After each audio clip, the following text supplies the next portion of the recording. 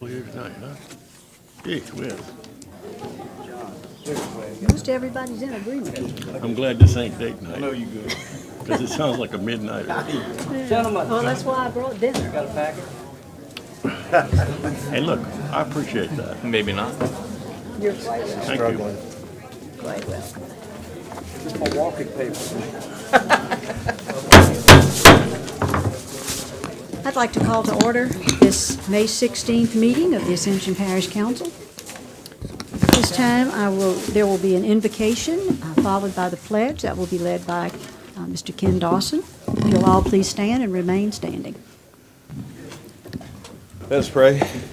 Father, we thank you for the blessings you can constantly bestow upon us, for the grace you've given us, and you continue to supply. So as we come tonight to do the people's business, we ask for your wisdom, which you proclaim that you would give to anyone freely that asks. We thank you for the opportunity to serve, because your word says that those who are great in your kingdom will be those that serve. So we thank you for that. So as we come tonight, we thank you for unity. We thank you for a oneness of mind and strategies to do the people's business well and to see Ascension Parish continue on the path of leadership and a better place for all residents here.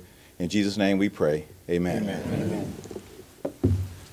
I pledge allegiance to the flag of the United States of America and to the republic for which it stands, one nation, under God, indivisible, with liberty and justice for all.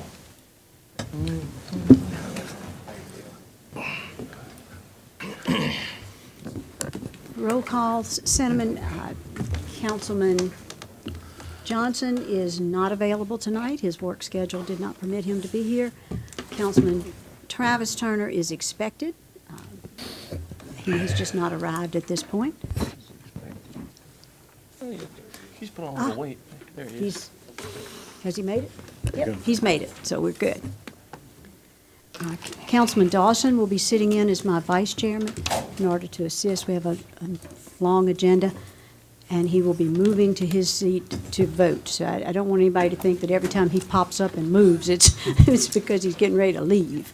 He's got to get up, go over there to use the electronic voting. Thank you all very much for being here.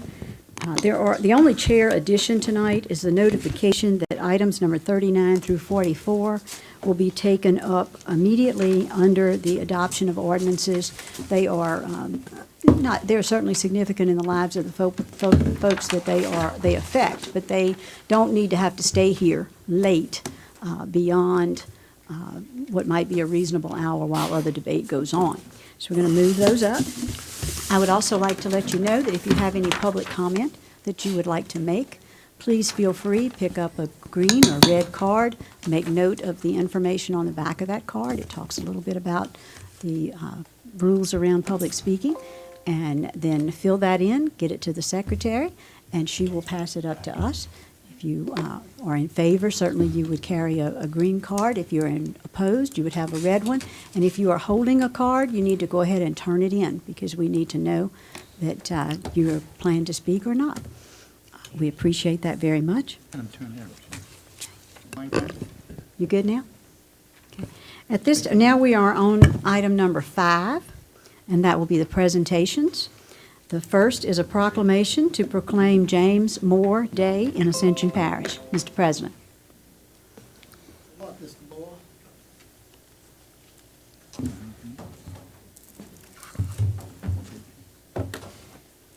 Hold this for me. Okay. I'll read. Congratulations. I'm going to turn this way. Okay. Whereas James Moore founded Expert Maintenance and Construction Service, LLC, in 2005, providing janitorial and general maintenance services. And whereas James L. Moore started his company with 2 employees, and as his business has increased, his workforce has grown to nearly 100 people, and as the company's reputation for completing projects on time and on budget grew, so did the client list and the services offered. And whereas James L. Moore earned an 8A certificate from the U.S. Small Business Administration, along with the DBE certifications from Louisiana, Texas, and Mississippi. And whereas James L. Moore became, because of these opportunities afforded by the SBA certifications, has been able to collaborate and contract across the country to work on millions of dollars of federal contracts, including projects with FEMA, USDA, U.S. Army Corps of Engineers, U.S.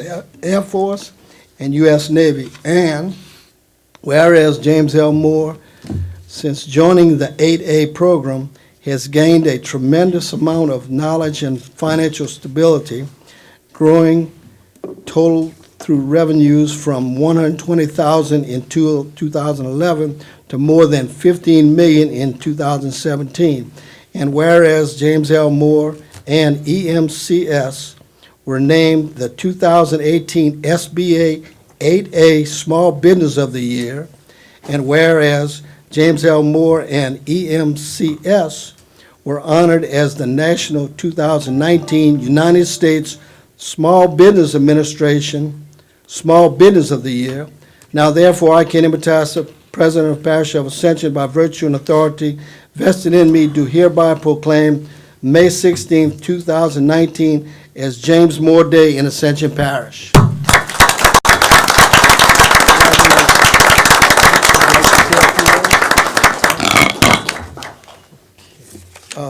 Well, let's see, we're gonna go take a picture. You want, you got family here? Huh?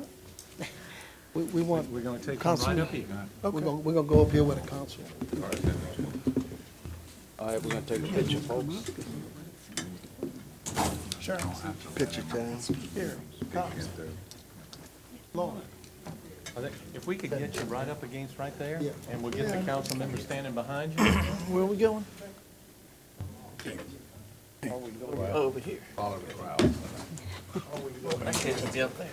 I know that's not normal. All right, buddy, very good. You know, Bill, he don't do that. usually not following the crowd. Chief.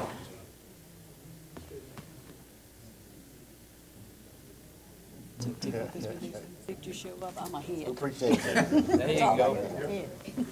No, go ahead. Oh, no, I'm not going. Now when he's done, y'all gotta wait for me.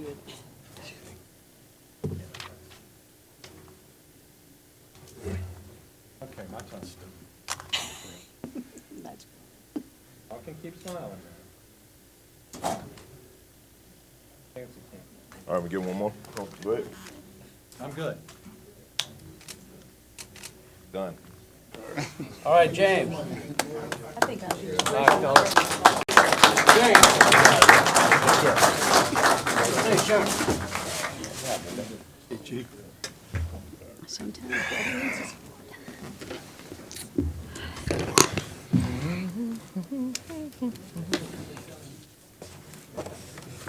Item B is a proclamation to proclaim Ralph's Market Day in Ascension.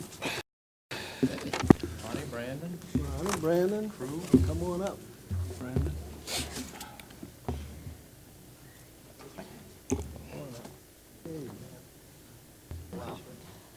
Okay. Whereas Ralph's Market was founded in 1984 by father and son Emerson and Ralph Singletary, who shared a commitment to service to the community with the best quality and service. After the passing of these two gentlemen, the store was sold to the store manager, Ronnie Trosclair, who had the same vision and who continued the legacy of the founders. And whereas Ronnie Trosclair and his father, Elmore, acquired Ralph's Market in 2000, and all through Ronnie's father is no longer with us. Ronnie is still involved in the operations of the store, and whereas the original Ralph's Market in Gonzales has been renovated and expanded several times to provide better service and more inviting place to shop. and other Ralph Markets have been added, including 3 stores in Ascension and 1 in Plaquemine. And whereas, after being employed at Ralph's Market for over 20 years, well, he was working hard. Ron's son Brandon Trosclair and wife Katie now own and operate all 4 locations, Ralph's Market in Gonzales and in Prairieville, and Butcher Boy Supermarket in Donaldsonville and Plaquemine. And whereas Ralph's Market has won many awards locally and nationally for the delicacies, fried fish, bread pudding, meat department, customer service, and oh so famous king cakes that we all know about. Yeah. Their annual host of Ralph's Home Show and Fame and Food Fest the weekend before the Super Bowl, and a spring and fall wine gala that benefit charity. They are always there to support worthy causes and charities, law enforcement, scouting, and sports groups throughout the year. And whereas Ralph's Market look forward to many more years of being able to help and serve the community, they know that without the dedication and hard work of numerous team members, this would not even be possible.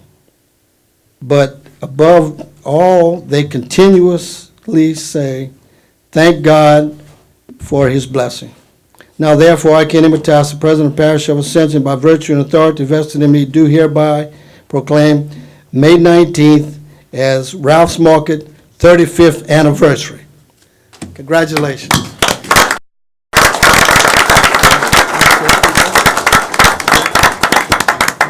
Thank y'all so much. Can we come over here? Everybody come over here. I think Brandon wanted to say a little something. He's good. Let's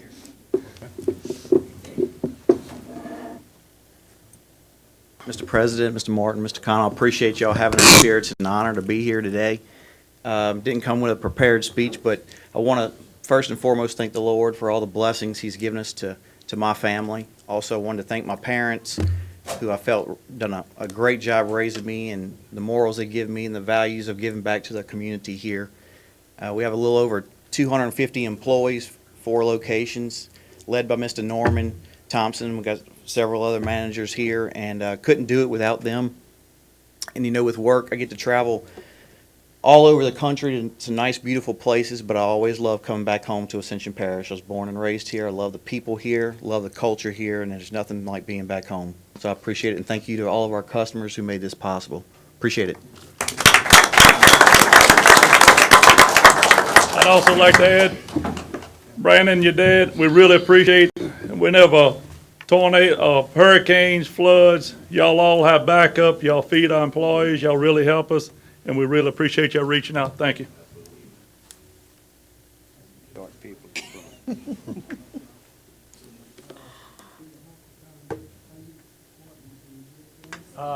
Can you, is that as far over as you can go? This way? Get up on that ledge. He's always walking on the edge somewhere. Oliver was hiding in the back. That's it. Right. Okay, y'all ready? Everybody looks good? Everybody looks well fed? Big sale going on at Ralph's? Beautiful, thank you.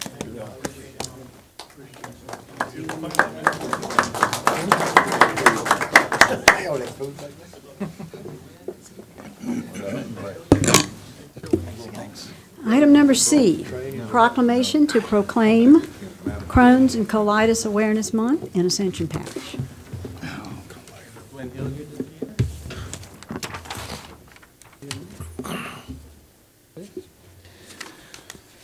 Whereas Crohn's disease and ulcerative colitis are serious chronic inflammatory diseases of the gastrointestinal tract, and whereas Crohn's disease and colitis, collectively known as inflammatory bowel disease, affect approximately 1,600,000 people in the United States, 30% of whom are diagnosed as children. And whereas the cause of Crohn's disease and the colitis are unknown and no medical cure exists, and whereas Crohn's disease and colitis can affect anyone at any age and is being diagnosed with increased frequency in children. And whereas Crohn's disease and colitis patients have an increased risk for developing colorectal cancer, and whereas the annual direct cost of Crohn's disease and ulcerative colitis in the United States is estimated at $5.2 billion, and whereas the goal of Crohn's and Colitis Awareness Month are to invite and encourage all people to join the effort to find a cure for Crohn's disease and ulcerative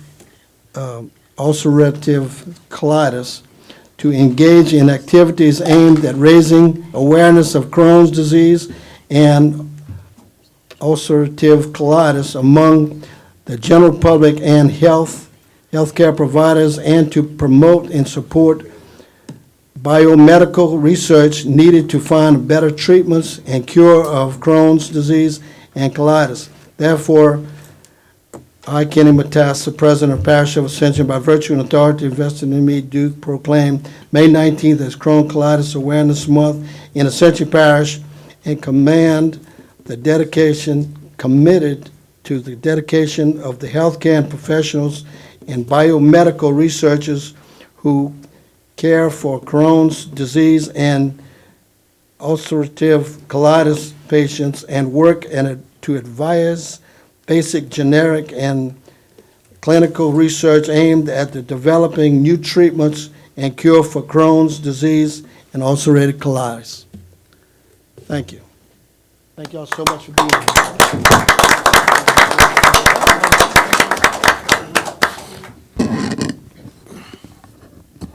Okay, well, let's go take a picture.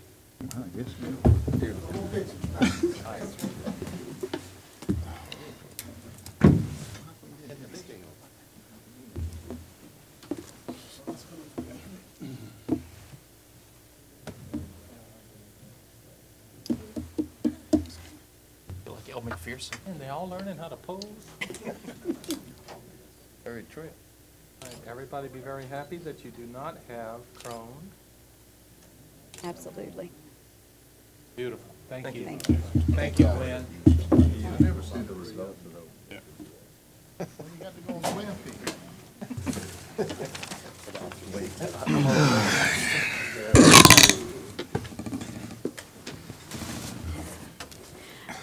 Item number 6 is the parish president's report. Mr. President, do you have a report?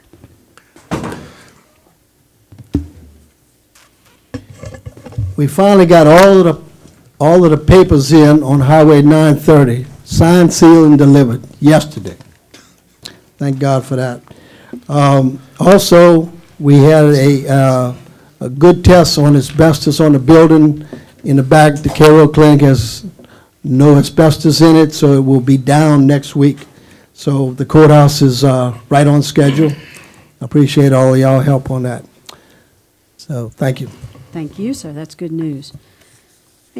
Item number 7, the consent agenda. The secretary will read the consent, please. Approval to change name of Bishop Woods Road from Highway 621 to Josh Brown Road to J.D. Broussard Road.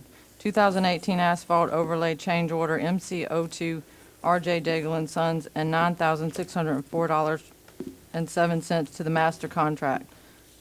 2018 asphalt overlay change order 5, balance and change order task 4, R.J. Daigle and Sons, additional $12,637.87. Proposed ordinance to amend the Ascension Parish Code of Ordinances, Chapter 6, Buildings and Building Regulations, Article 4, Plumbing Code, Division 2, Permits and Inspections, to add Section 6209, Reinstatement of Electrical Service.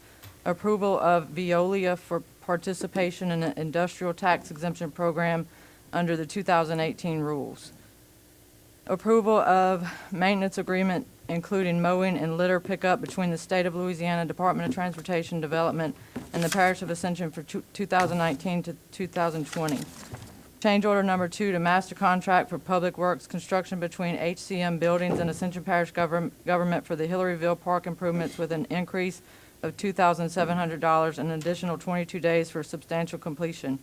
Amendment number 3 to professional services contract between BFI Waste Services LLC, doing business as Republic Services of Baton Rouge and Parish of Ascension, to extend the contract term through May 31st, 2019, with an additional amount of $49,000. Amendment number 1 to the professional services contract between Arco Company Services and Ascension Parish Government to add a fixed generator located at Station 34, Fire Department number 3, 18345 Bluff Road, Prairieville, to the existing equipment list for major and minor inspection and load testing. Bid items to accept lowest responsive bid as follows: 30-pound rip wrap per ton, Bear Industries, Inc., $51.50 per ton delivered. Hurst Hydraulic Combination Rescue Tools and Accessories Municipal Emergency Services, Inc., MES, Inc., $42,365.87. 2019 Marshmaster MM2CELX Amphibious Truck Wilco Manufacturing, LLC, $151,500. Oak Grove Treatment Plant Blower System Quote Request, Ascension Water Treatment, $55,000. 2019 Mower Max 30-foot boom mower with Tier 4 engine, approximately 2 units, Covington Sales and Service, Inc., $198,900. Santa Maria Recreation Center Phase 1 Demolition and Asbestos Abatement Project number PM 1811002, LLJ Environmental Construction, LLC, $53,047. Contract request for AE Services, DPW East, Garage Addition and Tire Shop Renovation Project number PM 1902005, MB Design Consultants, LLC, $38,375. Approval to pursue a contract with Brilliant Efficiencies LED lighting opportunities for Ascension Parish, no cost involved. Approval of contract extension for MB Design Water Plant Extension, 1 additional year at no additional cost. Thank you, Cinnamon. Does any member of the council desire to have an item removed from the consent agenda? There are 2 citizens here in support of item 7A. They did not desire to speak, but their names are, in fact, there are 3. They're Sid and Barbara Hernandez and Judy Outlaw, and they are present and supportive of this. Motion to approve. Second. Have a motion by Councilman John Cagnolati, a second by Councilman Todd Lambert to approve the consent agenda. Are there any questions? Any objections? Hearing none, that motion passes. Item 8, approval of the annual update of the transportation impact fee per ordinance, referred by the Transportation Committee. Chair would entertain a motion. Move to adopt. A motion by Councilman Bill Dawson, second by Councilman Todd Lambert. Are there any questions? I have just Mr. one bit Dawson. of discussion that this is a reduction in the fees. Correct. Yes. Okay. Further question. Mr. Lawler. We're adding a road. O'Neill, can you add a road that doesn't exist already to the impact fee? If it's in design and being built, yes. I mean, you're just adding it, you can only use it if it's there. Okay, but I mean, if it's not in design or being built, can you add a road? Well, you control the list. You can add that potential road to the list that you want these funds spent on, yes. Okay. You can add the Ashland connection. No, it's a Oh, different. it's not the Ashland connection. That'd be nice if it was. Any other questions? Any objections? Yes. Mr. Lawler has an objection. We need a roll call, please. Oh, Cinnamon, you'll have to open the voting. I forget we're here in Gonzales. Thank you very much.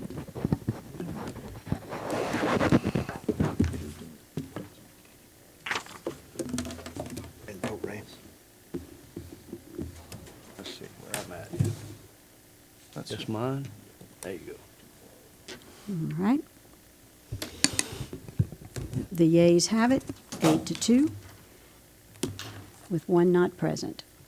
Thank you very much. That motion passes. Cinnamon, you can close those, please, ma'am. Item number 9, approval to introduce an ordinance to add Section 13-23.1, 1A-B, Water, to establish charges for water service, to review water service charges annually for possible increases to charges due to inflation, and to identify the frequency and location of publication of any water service charge increase. Mr. Parrington, I think you had some Yes. comments. This will have to come, if there's an increase, it's going to have to come to the council for a vote. We'll have to add another provision to it to provide that if, upon the recommendation, it's not controlled by a utility district as sewer is, so it'll have to come to the council for a vote. So we're gonna have to change I'll this just amend, we'll as just the- add a C that upon the recommendation, it will come to it may be introduced as So we'll next. make the motion to move this forward to prepare it for introduction with the proposed change. Yes. Have a motion? Second. Have a second by Mr. Joseph. Are there any questions? Any objections? Hearing none, that motion passes. Item number 10 is the approval of a cooperative endeavor agreement between Ascension Consolidated Utilities District Number 2 and Ascension Sewer LLC for East Bank Regional Wastewater Treatment Plant Project, as well as an issue of an RFQ for a financial firm to advise on this proposal. This was a Utilities Committee recommendation. Second.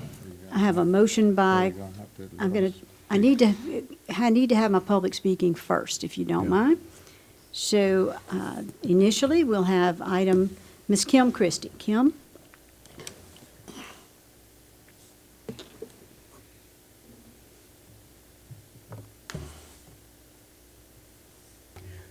Hi, my name is Kim Christie, and I live in Prairieville.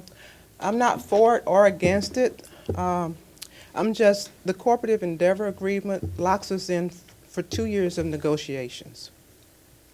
Apparently, they're going to be able to bring us the construction and operating agreement in 90 days. And if negotiations break down, we will know that negotiations have broken down. So I don't see why it's necessary to lock us in for 2 years, and I would like to see that be a shorter period. Thank you. Thank you. Now we'll have Mr. Barker Dermott.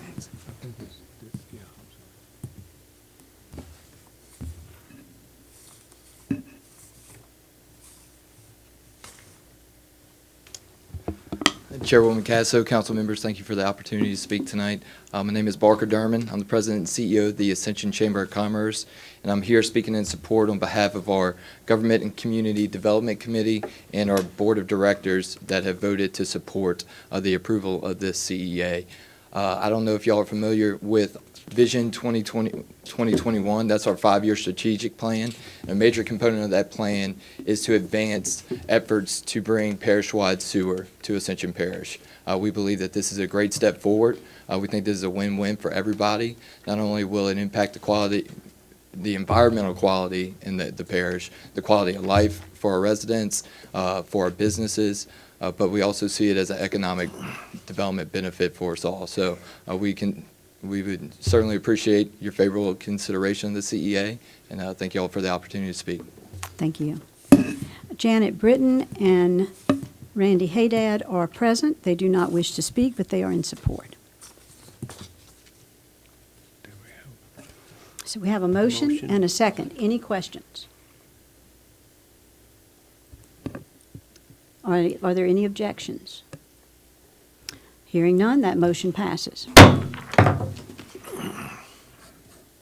Item number 11, to accept the lowest responsive bid for Ascension Parish Sewer Program Improvements, Hillaryville, Dara, Astraland, CDBG Project Number 02, PARA 2301, Parish Project Number SEWR 11002, Evans Graves Project Number 2012-750, and Ms. D is here tonight to answer any questions you might have regarding that.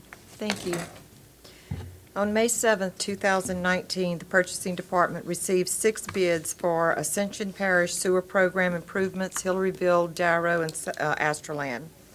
After review, the Purchasing Department and the Public Utilities Department recommends accepting the lowest responsive bid submitted by Shaw Construction Services and to authorize the parish president to enter into any applicable agreement or contract for this service.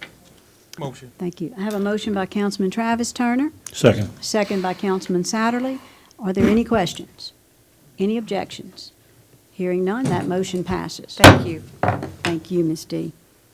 Item number 12, an approval of a cooperative endeavor agreement between the Parish of Ascension and the City of Gonzales regarding buyout of certain tracts of parcels of land on Silverleaf Drive in the City of Gonzales, Parish of Ascension. Mr. Parrington. Yes, we'd previously get into an agreement with the city because they have a contract for the buyout of Silverleaf. This was a piece of property that they found that was adjudicated to the parish and the city where we have a 5% interest. We've adjudicated the right to them. We've agreed with them to go ahead and complete the thing, and they will reimburse us our share of the taxes. So it's only a 5% ownership in one lot that needs to be cleaned up. Motion. Second. Madam Chairman. Have a motion by Councilman Todd Lambert, a second by Councilman John Cagnolotti. Are there any questions? Any objections? Hearing none, that motion passes. Item number 13, update on restore funding. Ms. Martha. Thank you, Madam Chairman. Thank you. Members of the council. At a meeting, I guess it was in March, Councilman Dawson asked the administration to give an update on Restore. We had to cancel the April meeting, so we're here to give you just an update on what we have gotten from the Restore. As you know, this program is administered strictly by the state. So I've added in your little brochure or packet just a description of what the programs are. If you ask me a question on one of them, I probably couldn't answer it. I could give you an estimate or just a guess. So this is basically telling you what programs are being funded. So on the first one, on the Restore Home program, you can see that Ascension Parish had verified 6,353. The survey was 4,508, and the applicants are 3,069. Then we went into the award effort. There were grant awards offered were 1,065. The grant award amount was $38,641,673.94. Then when you go into the obligated, which is totally different from award versus obligated, we went down to 900. And the award amount obligated was $31,718,986.57. When it got down to disbursement, we went down to 825 at a dispersed amount of $24,719,984.33. Now, this is the norm for this, because when we do the hazard mitigation grant program, we start off with 40, we go to the next one, they say they want to get in, then they don't want to fill the forms. So this is a proper, going down in what we actually, the applications and stuff. So this I feel good about because it's how it's being done.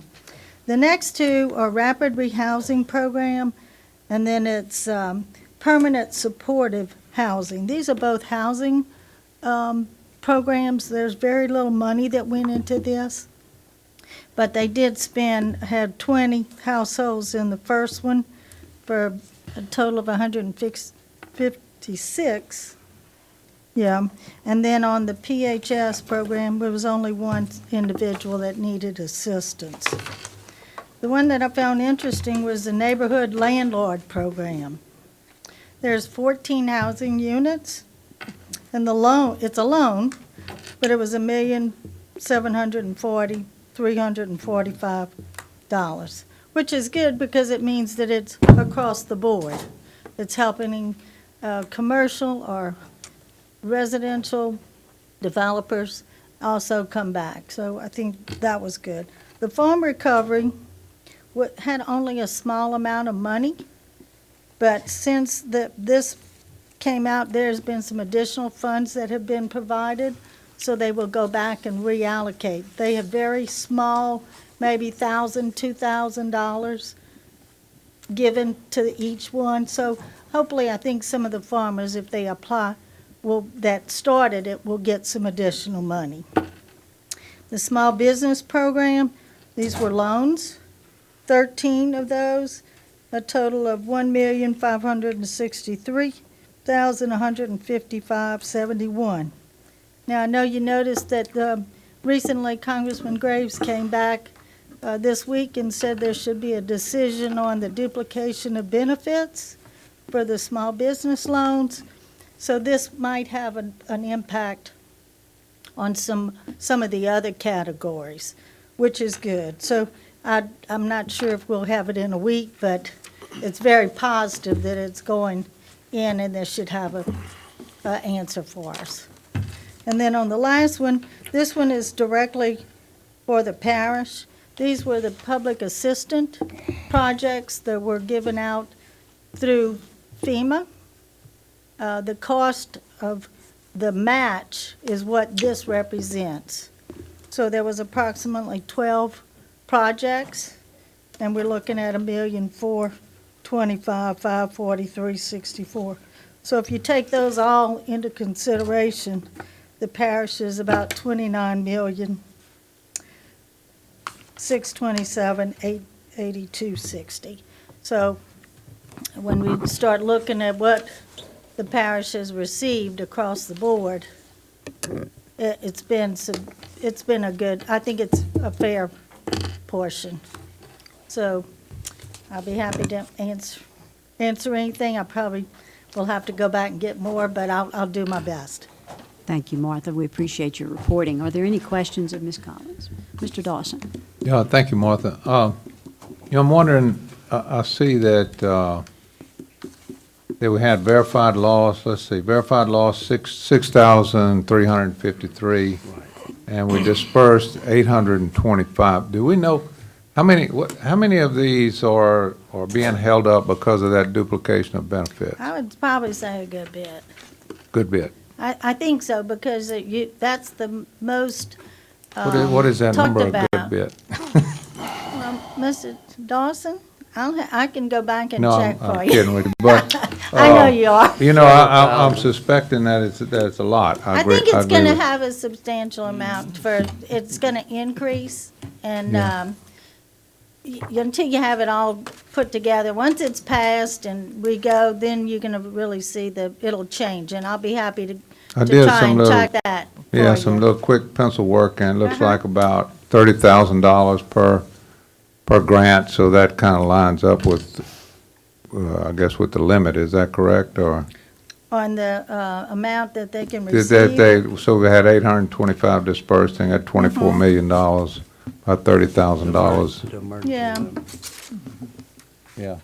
Well, it depends. I mean, we can average it out by the two numbers, but there's some that got a small amount, and then others got a little more. So, to say across the board 30 is a average of all of it. Do we have the capabilities of knowing how many we have that are waiting on the duplication of benefits are? We can check for you. Is that something that's available? Councilman Kluwat served on that, and we could probably. You can request that. Yeah. Get So I mean, that. no. 100,000. Yeah, I'd like to see what it is, Okay, so honestly. you And then wanna- I'd also like to What- see, out of the total, to restore, how much total money did they disperse, and then how much did they pay the contractor? You want the contractor's contract. Well, that's something that's open. I mean, it's public information, so Yeah. we could probably get that. Thank you. Thank you, Martha. Okay. Thank So you, Ms. let me make sure what you want me to hear. I knew I wasn't getting away Duplication easy. how many duplication many? of benefits how many of our people are waiting on this ruling on duplication of benefits? Okay. And then, total amount dispersed in the state, and then how much did they pay the contractor to disperse that? Okay. So all contracted companies that worked on the program is Well, what I think you they had a general contract, right, Randy? They had several. I mean, different, Catholic Life was a part of a contract that was subbed out. I mean, I can, It was a big company, though, that had the overall contract. Yeah. there was. Yeah, that was a program management contract. Yeah. Okay. Thank you. Mr. Kluwat. Hey, real quick, I want to go back to the, of course, duplication benefits is the big horrendous thing we've been dealing with for well over a year. And I think it was in October of last year that we got emails from our representatives up in D.C. that, hey, look, this has changed. We got this straight, It okay? was ready to go. And they've been working hard to try through and actually free it up and get the terms and conditions spelled out. Yeah. Right? Our Based on who the Congressman, money had to go through. Mm-hmm. So they got that now. So I just want everybody to know that you, on small business program, you got 13 down here, Mm-hmm. closed loans. Is that counting the personal SBA? That's what I want to make that No, clear sir. if everybody's looking at it. That's No, not sir, counting this the is strictly business. Yeah, So that's what I'm saying that's true business. when Mr. Dawson asked that question, I know there's going to be substantial more because they took the loan, then they didn't even take the loan, and they But were I'm just saying, duplicated. I want to hear that you got 13 down here, that Mm-hmm. there's more than 13 SBA loans closed in the parish. Okay. You're at the residential. Yeah, if you I'll count break it up. residential. This Okay. is not residential. No, sir, it's not. Okay. I don't know if that answered what you was Yeah, that helps. originally asking Right. for. But, I know we have a lot of people sitting around waiting for the federal government to Yeah. decide their own rules. and not only that, when they get through deciding the rules, they're gonna decide for a lot of people that their income, based on their income, they're not gonna qualify. It's a big task because on our Bunch of federal. sad talking and slow walking is what the Yeah. hell it is, okay? Yeah. Bottom line. And you'd said early on, and I know as a grant person, you're very appreciative when you can nail down any types of grants, things like that. But based on our surrounding parishes, this dollar amount for Ascension Parish, based on the amount of damage and the amount of homes we had damaged, is minuscule, okay? And it doesn't compare to some of the other dollars that was given out in other parishes. 6,000 people, 800. That's it, just, and then that's just the people that verified loss, okay? All right? Well, and being that that is between the state and the homeowner, there's a substantial amount of responsibility on the homeowner. I And we understand, I'm face one. this I know. every day in our office because people want that and then they don't come to the table with the information. So understand, I'm and that's taking why one side over here. That's why I made very clear that I was not down on anybody No, in the no, no, grant I program in know. Ascension Parish, okay? Right. I didn't mean that, but I'm just If you saying. take the amount of dollars that came from Washington DC and the March Mm-hmm. flood and the August flood, and take the parishes that were hit with it, and take this dollar amount, and it's like a tip to the waiter, okay? All right? Thank you. Okay. Any other questions or comments? Parish President. Mr. President? Ms. Martha, I see here the category of farm. Does that include cattle? Let me Because I never had any farmers call me except the people that lost cattle, which was a good bit. And I'm just wondering, Says- is cattle in that category, a farm? Probably the hay. Not, That's yes, the- it does. It Dodge says button. cattle in here, right here. He lost his Okay, so you said that they got some Right more here. money going in, because I don't know if any they Right. got any. Yeah. I'll just tell them It's to. a small amount, but they I are got you. Yeah, and all gonna, there was some more monies that were released. Okay, So I'll they let can- them know that, but, Yeah, no, okay, thank you. okay. Right. 20,000. Thank you very much. Thank you. Item number Number 14, approval of an intergovernmental agreement and cooperative endeavor between the Parish of Ascension and the District Attorney of the 23rd Judicial District to implement a drug pretrial intervention program. Mr. Parent. Long here. Mr. Long was supposed to be here. This is just a program that we've now, with the Criminal Reform Act, drug people are trying not to be put into prison. So this is the DA's asking to fund a position that serves as a liaison between the mental health people and the DA's office. Yes, Okay, Mr. Not only to hire that person, which in the past we had one, and it's being handled through mental health, but it's also for his, what it costs him to run the system on that. It's all to do with, like what O'Neill said, with trying to, justice reform, working with the people in the drug system and all. Thank you, sir. I have a motion by Councilman Kluwat, a second by Councilman Dempsey Lambert.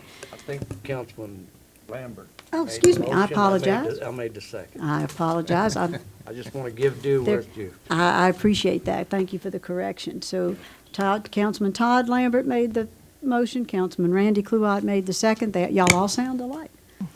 And are there any questions? Yeah, real quick, man. Yes, Mr. Kluwat.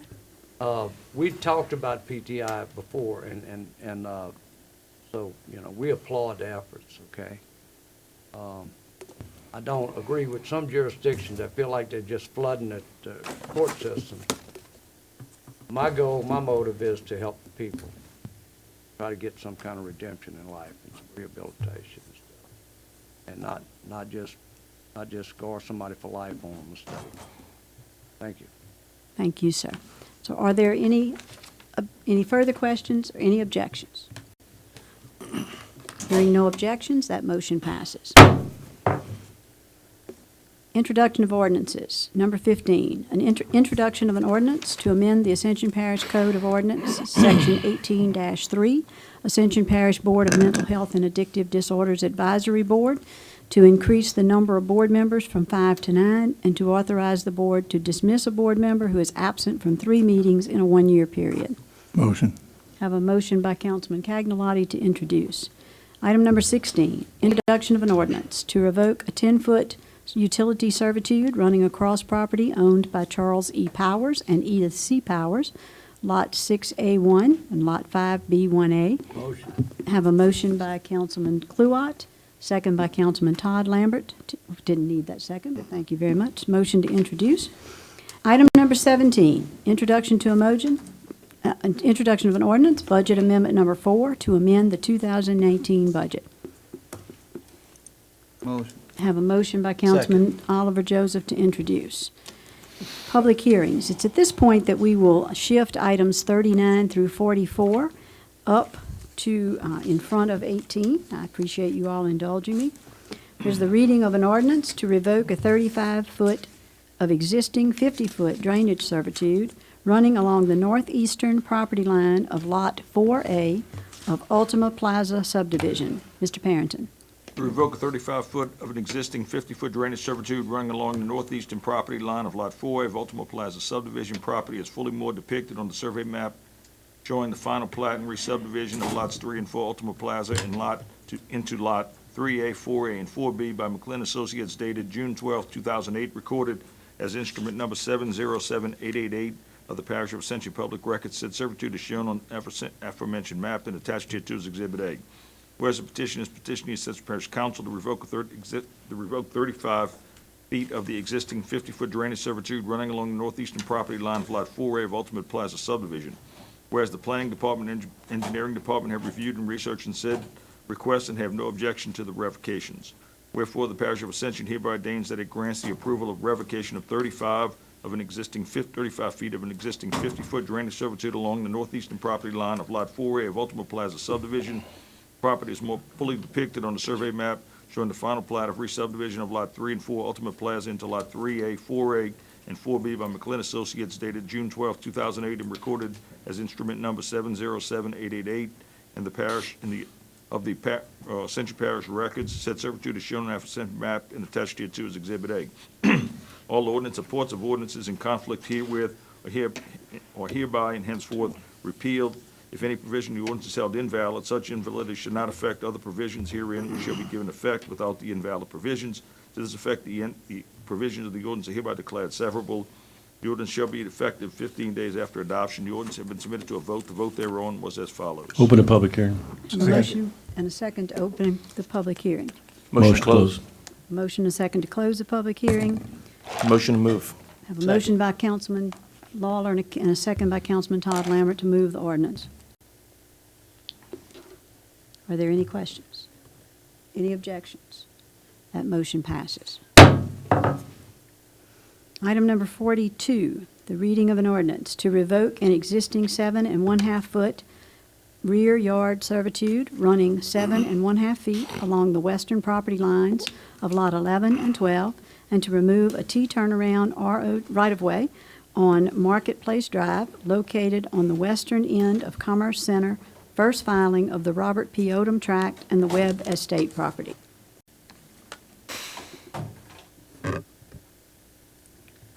You ready? Yes, Mr. Parrington, Okay. go right ahead. To revoke an existing 7 1/2 foot rear yard servitude running 7 1/2 feet along the western property lines of Lot 11 and 12, and to remove the T-turnaround right-of-way on Marketplace Drive located on the western end of Commerce Center, first filing of the former Robert P. Odom tract and Webb Estate property is more fully depicted on the survey map showing final plat of Commerce Center, first filing from Evan Graves Engineering, Inc., dated April 12, 2013, and recorded as instrument number 822897 of the Ascension Parish records.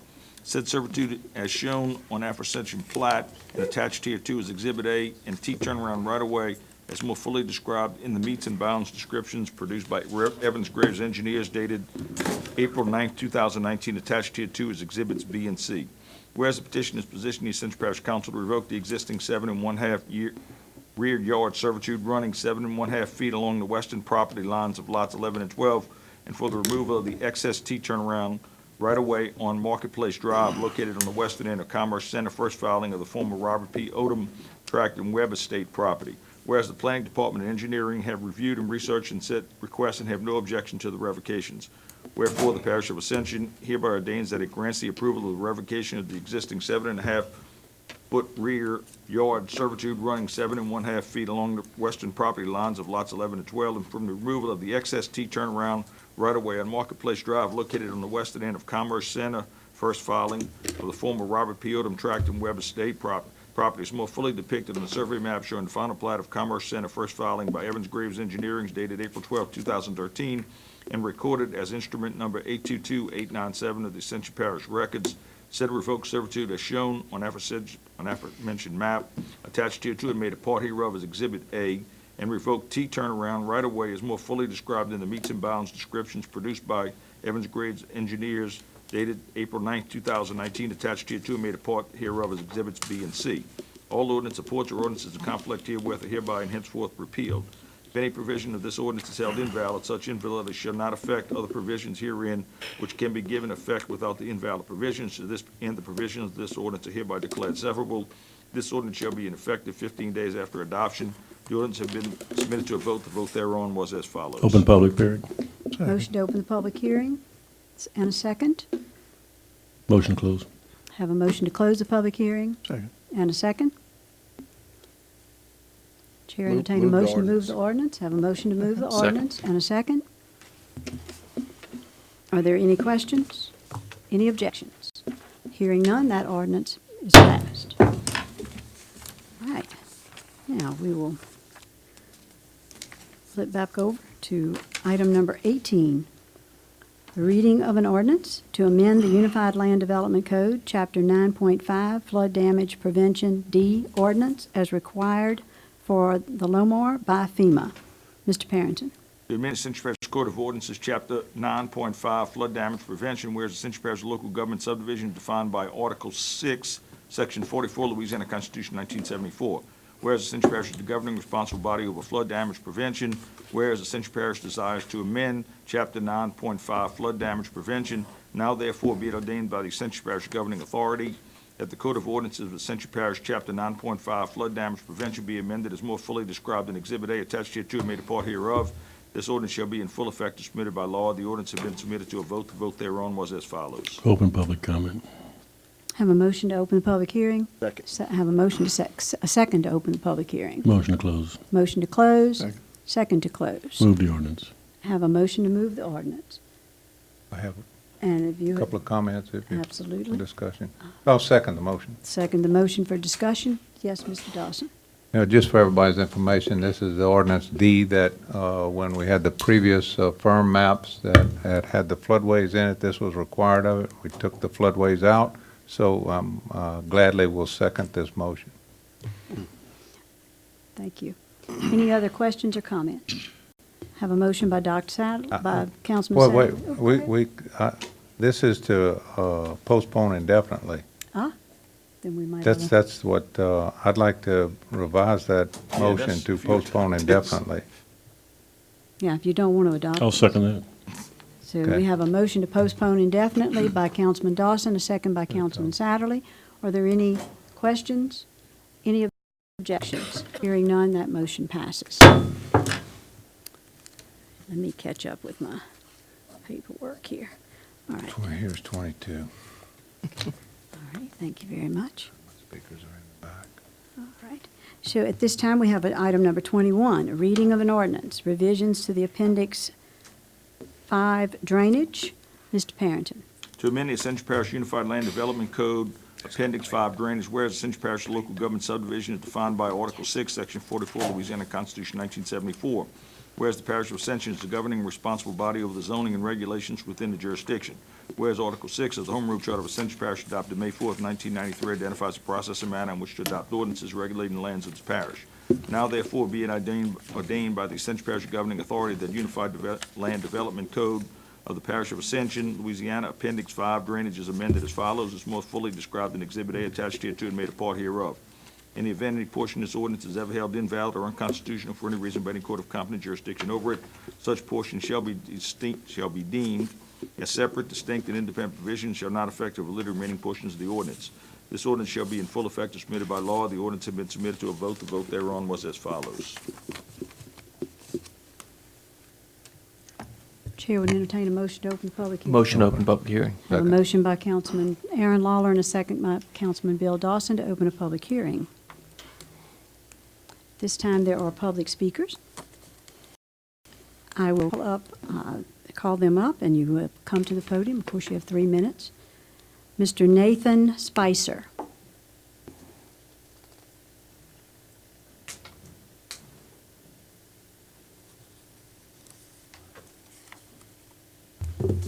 Hello, my name is Nathan Spicer.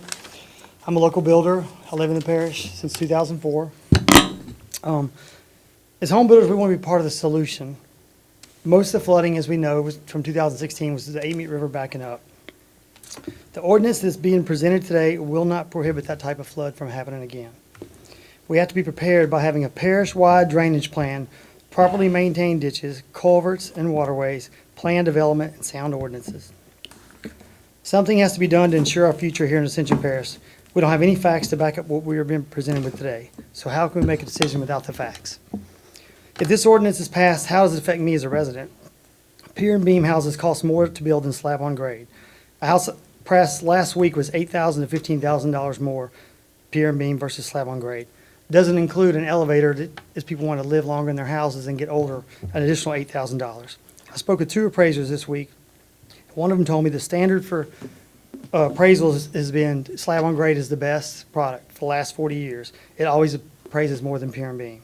So now we've got $16,000 to $20,000 in costs, and we can't get an appraisal even close, so we get a lower appraisal. Okay, consider a house in an older subdivision that may have become even with base flood or below base flood over the years, and now the neighbor's building his to meet 2-foot base flood elevation. His house is now 3 foot higher. Who will want to buy my house? First of all, how much will my insurance be? Not including the additional potential of flooding my house. Under this ordinance, any property, residential or commercial, cannot be built with slab on grade if it's more than 1 feet below base flood. That's it. Even if I have a 10-acre pond on my 50-acre lot, I can't build it. So consider if I want to build a new house. The house next to me was built 6 months ago. It's only 1 foot above flood on a 65-foot wide subdivision lot. It's going to cost an additional $4,000. But the biggest thing is now I'm 1 foot higher than my neighbor on a 65-foot wide lot. Where does the water go? To my neighbor. So again, where is the technical support? Why not limit the field to 4 feet, 10 feet, 6 feet? Why do we pick 3? We have multiple flood basins across the parish, so why make a blanket rule? How will this new volume of permits be used? Took me 4 minutes to get one permit, 4 months, one permit in Santa Maria. Will additional staff be hired? How long will the training require? Which department will handle annual pond and mitigation inspections? How much property value will I lose? That's one of my biggest questions. And how much is this going to help our drainage problem? Too many questions, not enough answers. Let's not make a poor decision just to say we made one. If this ordinance passes, when we leave here tonight, we may have voted to decrease our property values for us, for our kids, and our grandkids. This is too monumental of a decision to make without any data support. I plead with you to defer this and obtain data that backs up the best plan to ensure the future of Ascension Parish for many generations to come. Thank you. I guess that's it. Mr. Dempsey Pendarvis is present and wishes to speak.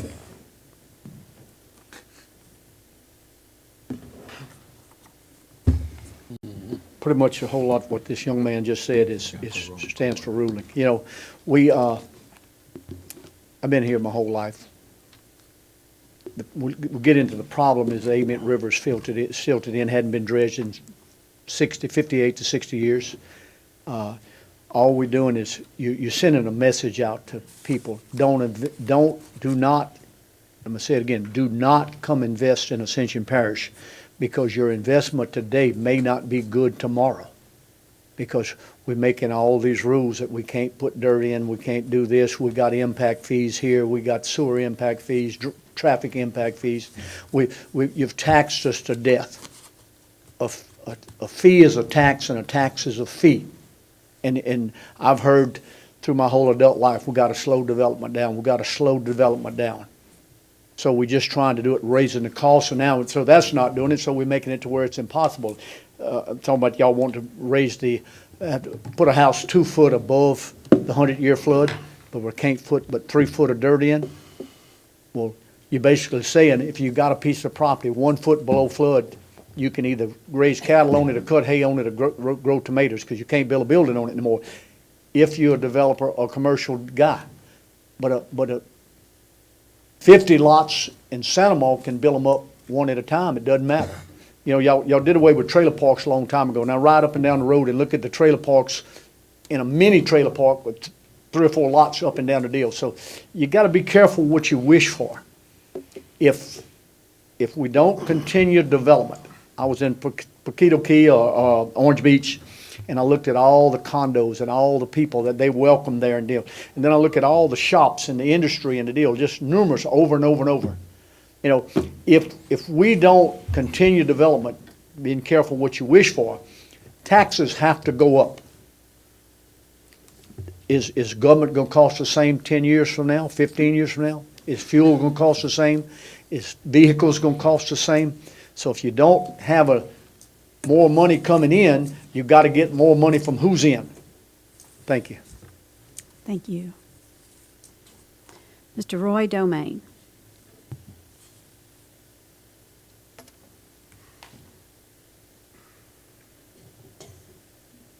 Good afternoon, Parish Councilman. Thank you all for serving. I'm Roy Domain, Wooden Creations. I've been honored to be a part of this parish and its growth and its building for 37 years. We have a fill ordinance already on the books that allows for up to 3 foot of fill plus mitigation when needed, depending upon how the engineering plays out, the retention ponds, etc. It spells out clearly the side setbacks and the required slopes per site, which means smaller lots, even larger. This is regulated to the letter for developers, very tightly enforced. It's not tightly enforced for individual built sites. There's no policing, there's no monitoring. We believe the best enhancement to meet the pressure that's being applied here is, 1, remove the 3 foot fill limit per lot. 2, reinforce the required side setbacks with proper slopes. 3, require 0 net fill per site. This is going to take time on number 4. Since the data is not here now, require that the fill to be imported to the site be of the same floodplain basin, okay? Number 5, we understand that there's some pressure. They want to increase all of the heights of the finished floors to 2 foot above BFE. It's beneficial. I've done this prior to August of 2016 on all of the homes that I've done in these types of areas. We didn't have any trouble coming through August of 2016. Looking at FEMA's history, they're known to raise their heights, so these folks are already a step ahead, and for now, their insurance is lower. Going back to zero net fill, this will limit the height on the smaller lots and allow a larger tract to accommodate the size pad desired should they want that type of architecture. Should the criteria per that site not be achieved, pier and beam construction will have to be utilized. Pier and beam construction can have the floor system built 3 foot of BFE as a suggestion. Given that, give that owner the benefit of a LOMA instead of having to pay for flood insurance, because once the house is way up here and it floods, but they're way above, they get some use of the bottom, they're not going to get any insurance coverage in an event, because the water's not getting up there anyhow, so the flood insurance is sort of useless. We need your help, along with the state and with the feds, to negotiate this with FEMA, of course. And that would be better for those who are going to have to build up on pier and beam construction. The challenge we have is getting values for the appraisals in these low basin areas. May I continue or not? Certainly, Mr. Thank you. Stelmach. Given the height, let's see. All right, the challenge that we have is getting values for the appraisals in these low basin areas. Developments are not present. All are basically custom-built sites. They're not listed in the MLS system. The values aren't shared. Yet, for myself, I order a load of concrete, sending it to Prairieville or sending it to a low basin area, cost is still the same. That hadn't changed. So the owners are coming up with more cash out of pocket to build in a lower basin area. May I suggest these as action items needed? The property owners and the builders and the men doing the dirt, dozer, and site work need to be educated on what this ordinance is, what it's going to be about, okay?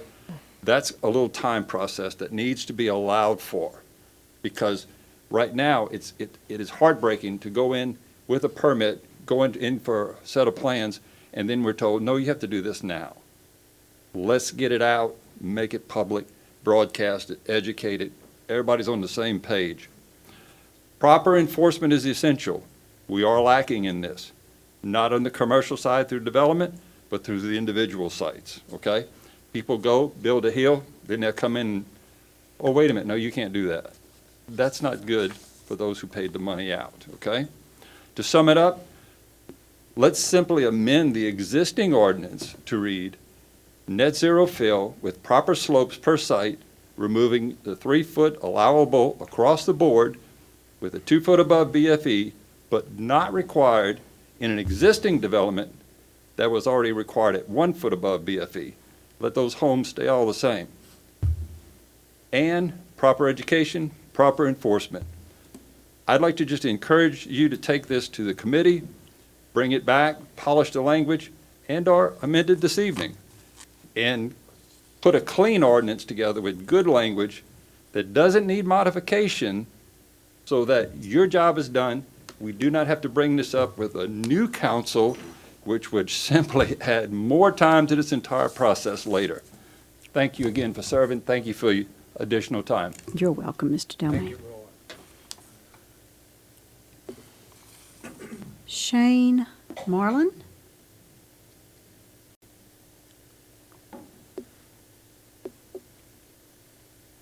Good afternoon, Shane Marler. I'm also a local builder. Marler? Marler. Thank you. Yep. And look, I completely agree with Mr. Domain has said. He's covered pretty much all of my points. One thing that I want to add is that the drainage, all of the drainage was engineered 50 years ago. And look, 50 years ago, there wasn't as many structures or buildings that we have now. So if we just added structures with the drainage, it possibly could keep up, but we have silt, trash, what have you, that's in the ditches. I'm not saying that there's not any drainage maintenance, but the maintenance is minimal. I mean, it's a cost with that, I understand that. My other question is, I'm sure that to police this fill ordinance, there's gonna be some kind of increase on the permit.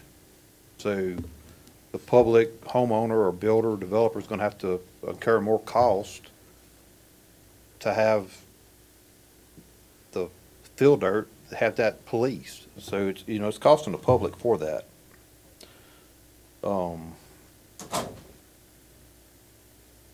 And then if this ordinance passed the way it's written, I would ask that you would give some type of waiver that if a homeowner, if they could prove evidence that their dirt pad, whatever the elevation, if it did not impact someone upstream or downstream from them, that they would be issued a waiver and could build their house at the height that they desire.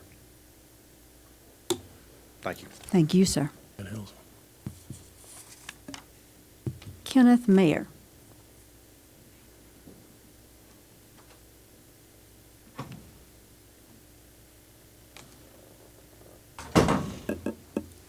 Good evening, how y'all doing? Fine, sir. I Thank live you. off of Henderson Bayou. Walk out my driveway and you look to the back and you see Keystone and Galvez. And it was built up like 6 or 8 feet. And I walked around all my neighbors and stuff and said, well, what's what? And the comment I get all the time, when they gonna stop all this fill? When they gonna stop all this fill? I mean, we continue to fill our floodplains, and that is providing our last line of defense from the backwater crest from the Amite River. And our neighbors are developing, north of us are developing all the time, and they filling too, and it's gonna come down the Amite River more water and quicker. And we're gonna just get more water. Now, I hear everything about if you got flood insurance, you better buy flood insurance. If you don't have it, you better get it. Well, if you got close to flooding last time, you know, pretty close, chances are you're gonna get it the next go round. My house didn't flood in '83. My aunt owned it.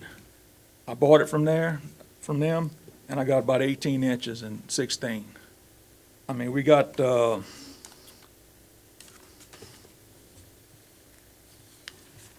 you know, we spent hundreds of thousands, y'all spent we did, because that's our money, hundreds of thousands of dollars, millions actually, on a partial study that came up with an arbitrary number of 3 feet. And that was a compromise. And I mean, I look back, read a couple of reports, and listened to a meeting in September of 2017, and that arbitrary number was 1 foot, okay, of fill.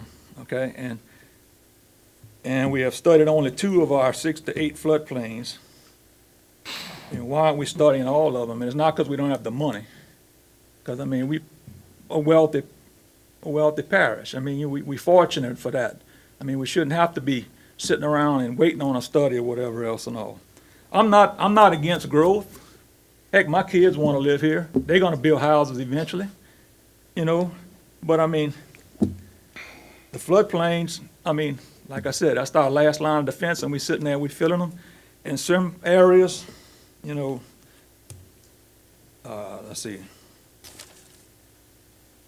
Some areas shouldn't have fill. I mean, if you want to build in them and they're in a hole, well, you know, I mean, and if it's our floodplains and it's critical for us, I mean, you got to build on piers. I mean, people talk about they don't like camps. Well, I mean, our friends of mine live on Manchac Point. They fight it every time the water comes up. You know, like I said, I visited several of my friends, and they keep saying, when are we going to stop adding the fill? And I mean, you know, I don't know what's taking us so long to deal with all these studies. I mean, this one here was, you know, held up for almost a year, and what is it, HMTB or whatever the outfit is that's doing the study.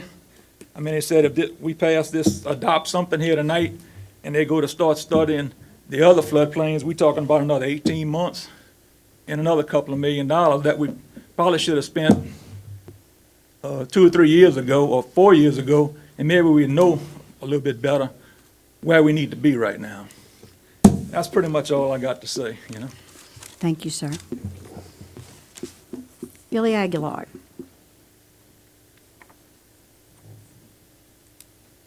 Thank you, Councilwoman, Councilman.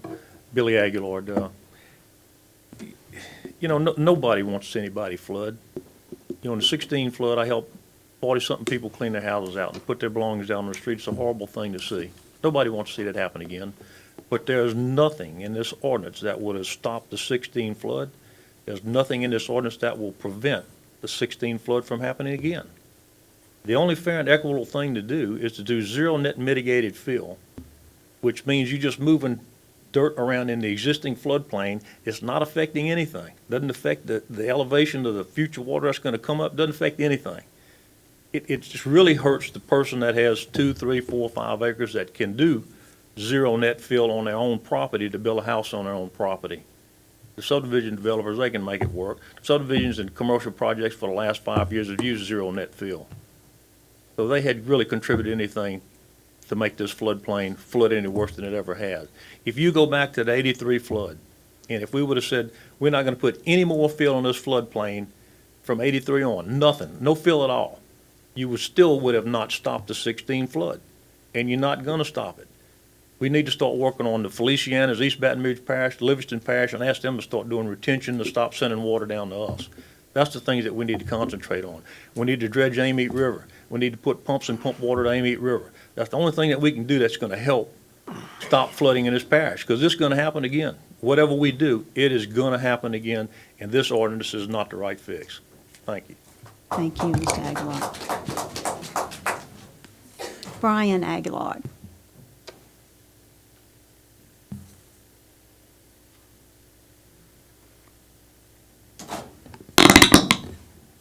Thank y'all for letting me speak. My name is Brian Aguilar, local consultant, civil engineer, land surveyor. So I see a lot of the people come to my office and ask me, how do I make my project work?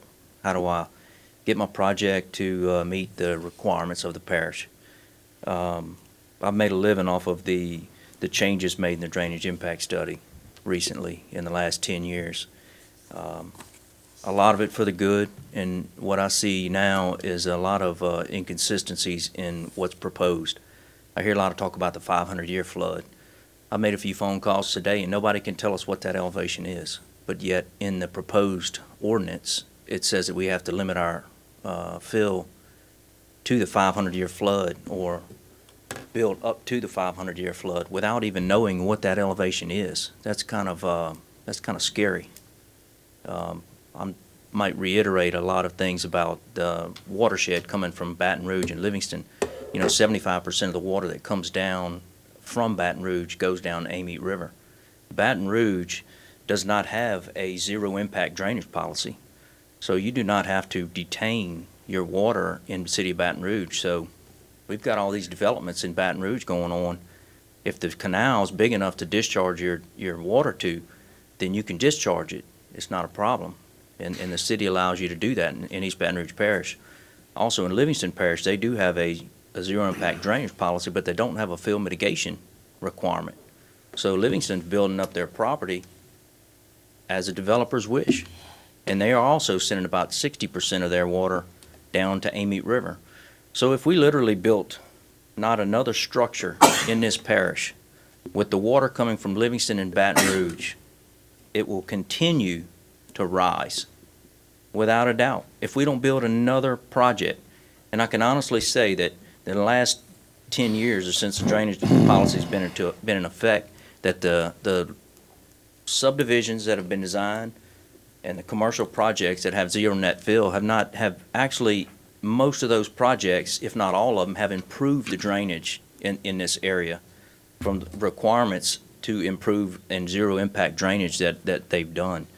So I'm just asking to be smart about passing a new ordinance, and be careful about what you pass, not knowing what's in it when you pass it. Thank you.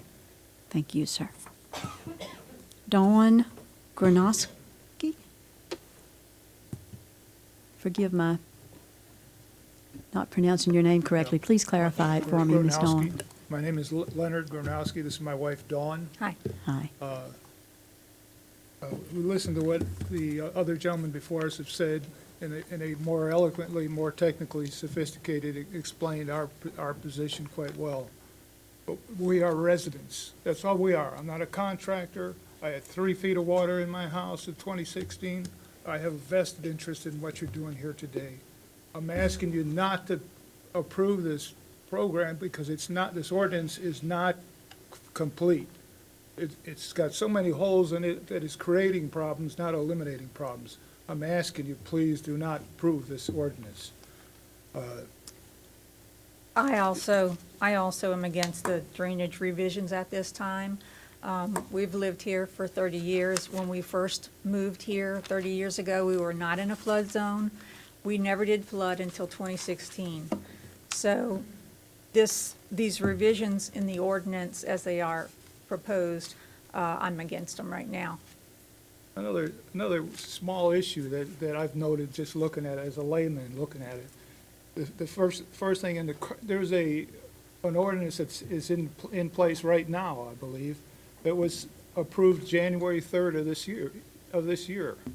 And it has done it to leave it alone. You'd be better off leaving it alone than adding this new thing, because it's one of the things it eliminates is as written in January. It says that if there's 3 feet of fill required, that a professional engineer's approval would have to be required. To me, that's a good move. But if you look at the proposal that you're suggesting right now, you eliminate the possibility of providing a professional engineer to prove your point. And it also says that there's no exceptions to the 3-foot rule. No exceptions. Our house right now is 3.1 feet below the requirement. So therefore, if I was to build a house identical to what I have, I'd be 1/10 of a foot, but would require me to get different foundation costs I don't have much more I can say that hasn't been said better than what I can say. Just wanted to make sure that you understood that some of the residents, some of the people that live here are against this proposal. Thank you. Thank you. Thank you. Joel Robert.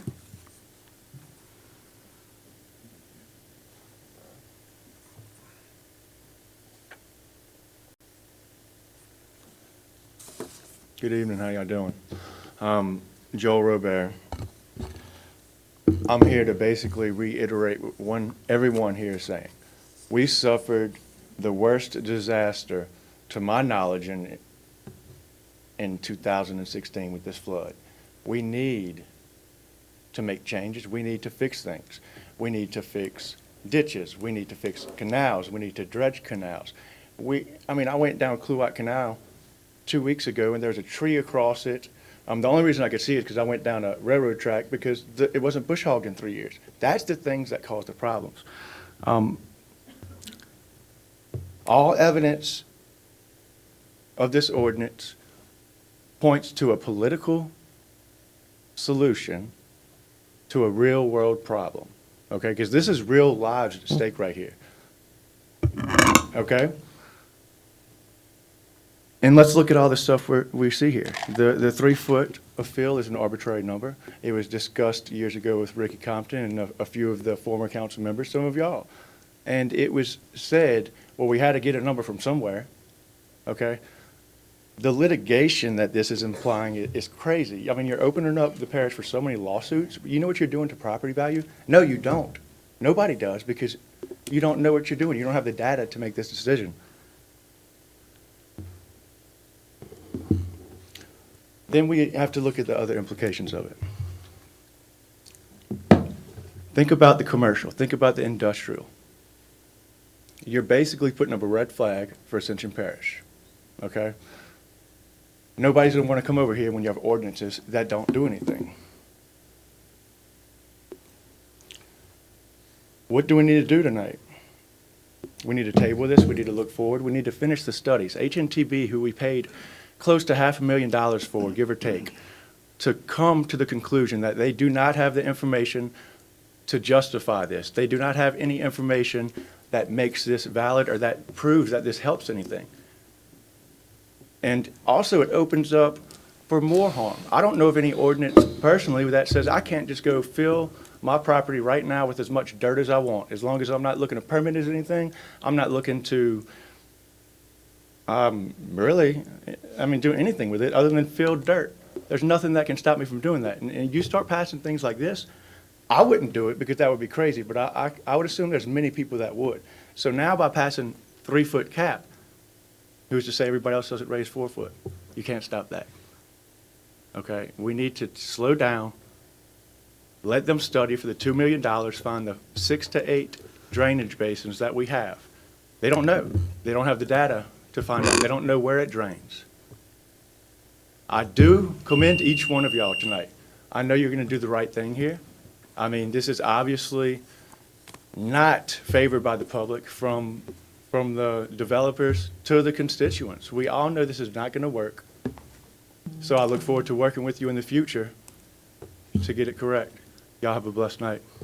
Thank you, sir. Mr. Derek Murphy.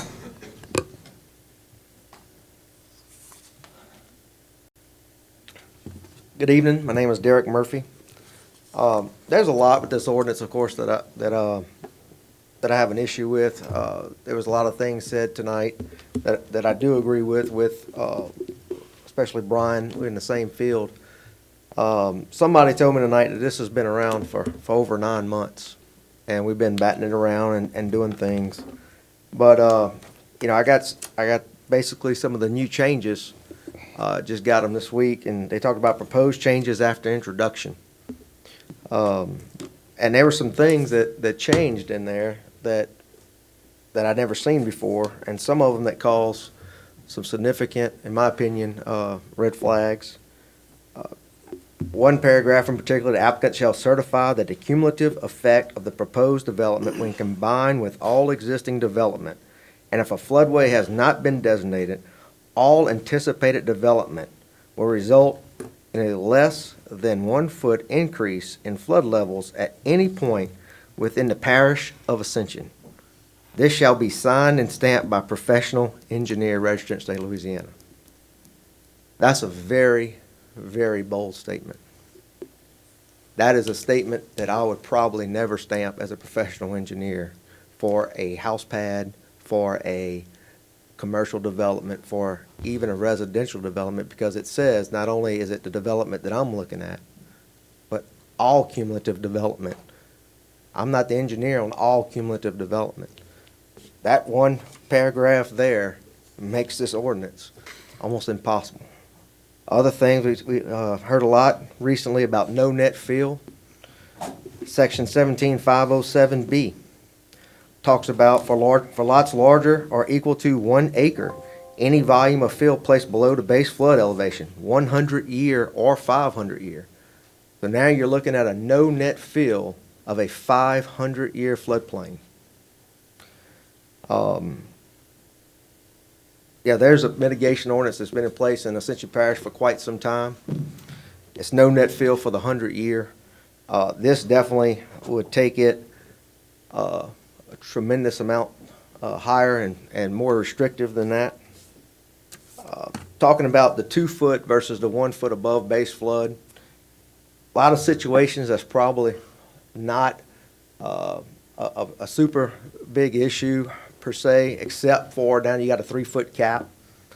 But being in existing subdivisions with small lots, things like that, putting a house 1 foot higher than the house next door that just got permitted, because the 2 foot is obviously going to be tied to a building permit, not for a development permit. So you're going to have a house 5-6 feet away from each other, and all of a sudden it's going to be 1 foot higher than the other. So that's just some of my concerns. Thank y'all for listening tonight, and y'all have a good evening. Thank you very much. Jesse Rodrigue.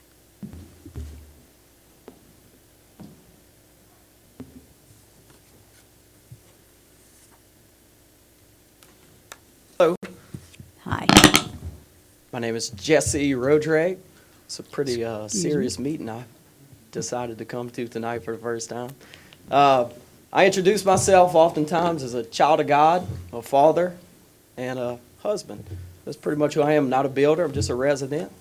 I was thinking on the way here, how could I explain? I filled out a green card in support, but I'm kind of a yellow card, even though that doesn't exist here. One of the greatest things about America is freedom, but as we all know, freedom has boundaries. And if we violate the boundaries of freedom, we have to pay the price for it. For instance, we have the ability in America to own guns, which is a freedom, but if we kill someone, we go to jail for it. One of the other great things about America is that the perpetrator is the one that pays the price for violating freedom, not people around the perpetrator. So, as I thought about myself and my family, I live on 90 acres here in Ascension in Section 6. I have a little 3.75 of the 90 carved out where I build my house. I flooded in 16, no big deal. We did what we had to do and got back to life. But as been living my country lifestyle for the last 33 years in Ascension Parish, I've just kind of been doing what I do, family man, businessman. And all around us, a lot of neighborhoods are popping up, a lot of elevation, a lot of fill coming in, but I'm just living my life. And then, today we have the proposed fill limit, which is interesting, which is why I'm a yellow card, I believe. I understand people like, Kenneth Mayer, got a big old giant subdivision next to him, never flooded before, but all of a sudden he floods in 16. And then I understand builders, they're trying to make a living for their family, like pretty much all of us here are trying to do and want to do. But for me, I think my question is more in lines of, I currently live on my giant property. My water flows to the east. My nearest neighbor to the east is 1.28 miles away. I can't even see a neighbor with binoculars from my house. I want to build a shed, but I need that shed to be 6 feet tall to meet base flood elevation requirements. And as you know, I can't drive my tractor or a motorhome or my Bobcat onto a shed that's on pier and beam. That doesn't work. I don't have enough money to build a parking garage like Our Lady of the Lake. So my question really is, if this thing passes, can a resident like me, who's just been living my normal life back in the woods, I live on a dirt hill, can I build a shed to park my tractor on dirt and not pier and beam? Would you mind if I? I do not mind at all, sir, thank you. please. So, like I said, I don't want to see a big neighborhood built next to me, higher than me. So I completely empathize with the people here and the people of the parish who don't want a lot more fill. Honestly, whenever my children decide to build on our property, I'd probably encourage them to build pier and beam, just because it costs a lot of money to build a giant dirt pad, and it doesn't look that pretty. But at the same time, like I said, I understand the builders. But what I really would like and encourage is that Ascension, we become leaders. We become innovative in our thoughts and the things that we implement. And I said this at the public hearing, Dave Ramsey's a very wonderful guy. He's very smart. But even he recommends that no one in this room or in this parish have a mortgage. And we all know that doesn't work for everyone.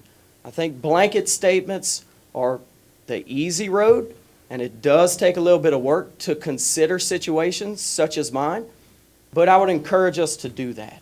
Do that for the current people that are here, and do that for the people that are still to come and for our children, so that we're not just blanketed with rules that work for some people, but really affect others like me who just want to live my normal little country life here in Ascension. So appreciate the extra time. You're and welcome. Thank y'all. You're welcome. Thank you, sir. Chase Melanson.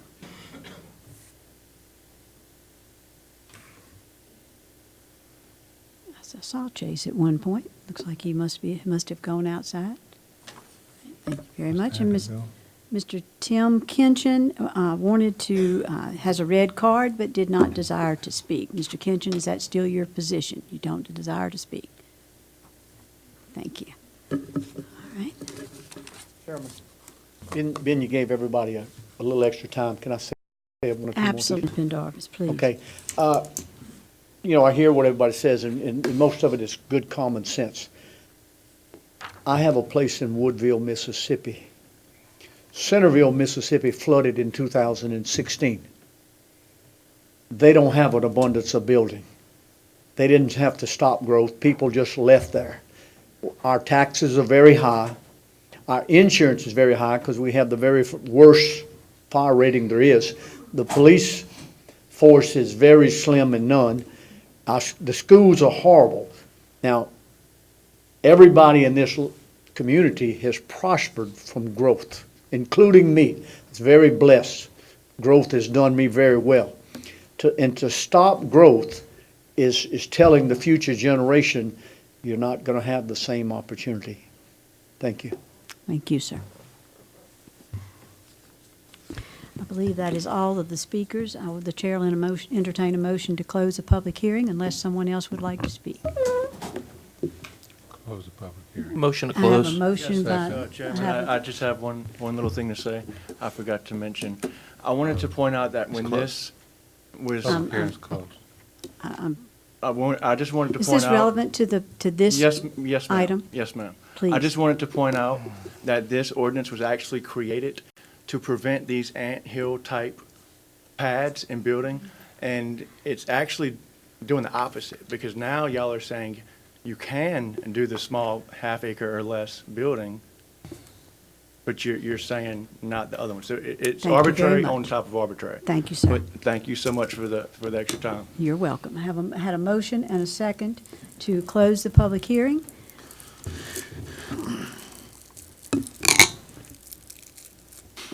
Chair will entertain, I would, Mr. Dawson. So I have a proposed amendment to the introduced ordinance, so I'd like to talk about that for a minute, then I'll make a motion that we adopt that amendment. So I understand a lot of the speakers tonight, and I'm going to talk just a little bit about that. But first, I want to just summarize. I think this has been out in the public for a few weeks. We've had 2 public meetings on just this amendment.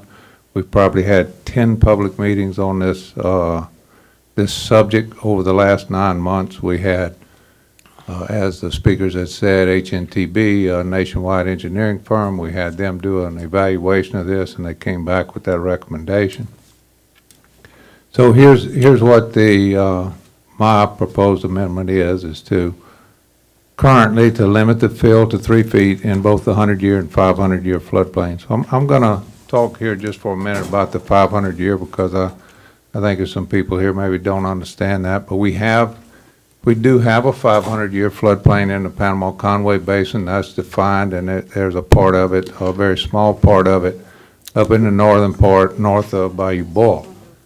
The 500-year, of course, is a 0.2% opportunity of flooding every day versus a 100-year floodplain is 1% of flooding every day.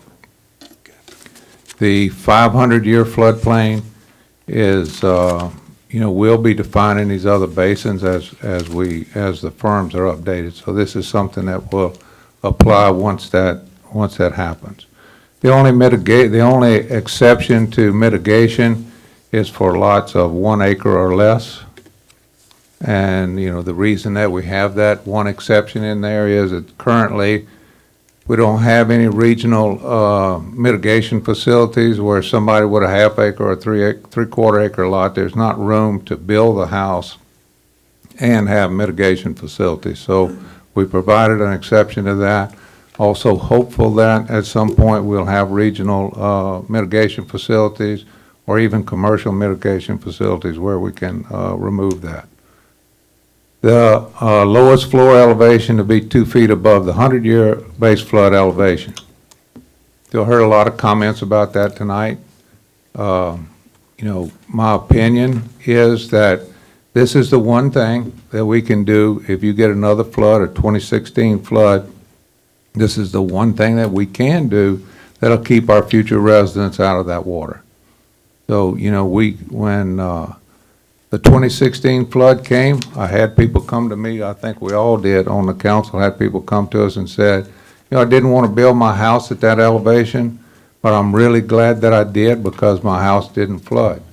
You know, what I'm asking our council today is, you know, are we going to be able to, I'm not going to be here 30 years from now, certainly, but are people 30 years from now going to be able to say, thank you very much for what you did in 2019, and I didn't flood because of that? One of the reasons that we raised that elevation from 1 foot to 2 feet is that, number one, when, and I'm going to talk just a little bit about this, but built into the calculations is to allow a 1 foot rise in the 100-year flood. So, you know, you're not really protected in between the base flood elevation and 1 foot. So to add an extra foot to that, I don't think is unreasonable. I understand what Mr. Domain said about neighboring subdivisions and new developments, but I'll tell you, we have that going on today. You know, Mr. Pendarvis, we have some over by where he lives, Pelican Crossing, that you have developments that are 3 and 4 feet higher than the existing houses. So, you know, I know that's not something that's good, and maybe that's something we could look at in the future, but it's something that goes on today. Require mitigation facilities to have an annual operation inspection by a professional engineer. You know, I think that's something that we sorely need. You know, we've approved these subdivisions in the past, and we've said, okay, you know, you had your engineering done, and the mitigation facilities will keep this from affecting all the residents in the 100-year floodplain. But we've done nothing since then to see whether those facilities are still operating as they're designed. I've got follow our current ordinances by requiring field permits in the parish and enforcing 60.3C, which is this ordinance. I'm going to talk a little bit about that too. But the current ordinance, our current ordinance, which, by the way, this 60.3C, which is the one that Mr. Murphy read out, this is the requirement of NFIP for us to participate in that program. We have to adopt that ordinance, or you can't participate in the National Flood Insurance Program. So if we took this ordinance out, then they'd take us out of the flood insurance program. Additionally, a part of this 63C is that we're supposed to be controlling fill in the floodplain right now, but we don't do it. So we're asking here, another part of this is let's enforce these current regulations. I'm going to talk, as I said, I'm sorry to ramble on here just for a minute, but I'm going to talk a little bit about the 2 feet. So I'm going to read from, this is something from the Association of State Floodplain Managers. This is an organization, they're all statewide floodplain managers, 16,000 members in this. What's their recommendation? Their recommendation is to require a minimum of 2 feet of freeboard above the BFE for new construction. That's period, that's their recommendation, not 1 foot, not at the BFE, but 2 feet above. I'll read this. The affordability of flood insurance as a program moves more accurate actuarial rating and aggressive freeboard is as much about saving on future flood insurance premium as it is about higher safety factors. Examples, 2 feet of freeboard equals roughly 40 to 60% premium reduction. I looked at the numbers myself. And you know, if you feel like fooling with that, it takes a little while. But you can go there. They have the basic coverage, and they have a factor in there depending on what your elevation is above the BFE. It's anywhere from -4 up to +4. And it tells you what your cost is going to be for flood insurance per $100. 1 foot above the BFE, it's 92 cents per $100. 2 feet above the BFE, it's 42 cents, about half. So people can expect a tremendous reduction in their insurance premiums. You know, this same organization, Association of State Floodplain Managers, in 2017, they looked at the cost of elevating a house an additional 2 feet versus the cost of insurance. And what their studies resulted saying was, in 3.3 years, you'll get your money back for what it costs to elevate the house in reduced premium. You know, not to mention the fact that, you know, if you're familiar with this, we have a community rating system. Somebody talked about the fire department. Fire department has something similar to this. So, actually you improve on that rating and your homeowner's insurance goes down. FEMA has the same thing.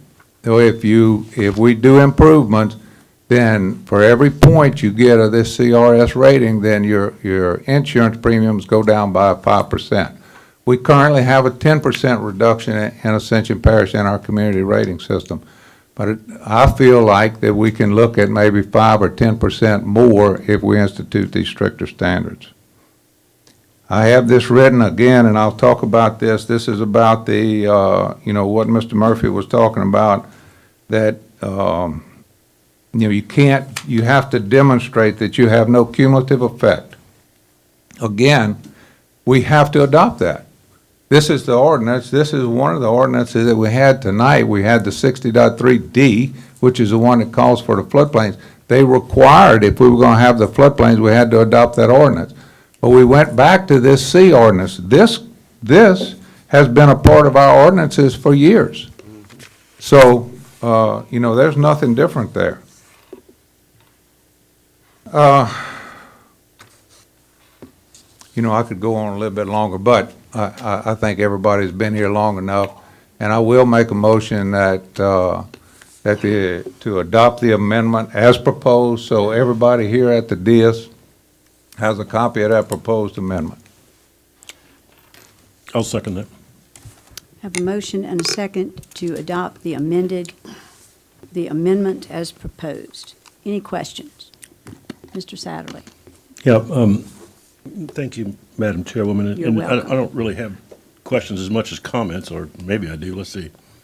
Several speakers tonight gave some interesting arguments about why, if we pass this tonight, it's going to be such a disaster. Mr. Domain said, and I quote, "Flood insurance for pier and beam is useless." He went on to say, because when you do that, you're not going to flood. I agree and disagree. Okay? He's right. You're not going to flood. That's why you lift your house up on pier and beam. I would humbly submit, I have a home in Slidell. You've heard me up here talk about it before. It was part of the severe repetitive loss program, having had water come into it twice during Hurricanes Katrina and Isaac respectively, which would made the home qualify. When the home was on the ground, my insurance was $8,000 a year. When FEMA helped me lift it, it dropped to currently $450 per year. So my question to Mr. Domain would be, am I really wasting money insuring my house in Slidell when it exists at BFE now plus 1.5 feet, but off of grade, by the way, that translates into, because of the low-lying area I'm in, 14 feet 6 3/4 inches. I also heard Mr. Pendarvis say repeatedly that we're being taxed to death, and he mentioned specifically impact fees, sewer, and transportation as being taxes. I guess I do have a question there, Madam Chairwoman, and I would ask it to legal. Is that correct to call these fees, O'Neill, taxes? I mean, legally, what are the definitions and our understandings of that? Are those fees or taxes, sir? The court has ruled that fees are not taxes. Okay. So just to be clear, just to set the record straight, we have not imposed, in fact, correct me if I'm wrong, Mr. Parrington, in order to impose a tax on the people, would we not have to place it on the ballot? Unless the legislature authorized otherwise. Okay, and the only example I have of that in my 8 years of service was the juvenile detention tax, where the state has allowed us to do that without vote of the people. Is that not correct? That's correct. Okay, so I would disagree respectfully that impact fees are taxes. In fact, if not, I made a little note when I heard that. I said, well, why don't we just call it a tax if it's really, really a tax? Mr. Aguiard, and, there's a common thread here. These are all bills, and I respect that. And I keep hearing about how we're going to price ourselves out of the market. I'd like to say this, and maybe preemptively before my colleague Aaron says it, because it's his point all the time, and I wholeheartedly agree with it. We were told that, if we pass the impact fee law that was mentioned just a moment ago, it's going to stop building as we know it in this parish, and no one's going to build, and of course, that didn't happen. I argued back then, and I'll always argue that, whatever that cost, to put a number on it, some people said it was $1,500, $2,000. Put that on the homeowner buying the home, let them roll it over into that 30-year fixed mortgage at wonderful interest rates right now, for sure, and it's no more than a Burger King Whopper fries and a drink monthly to do that.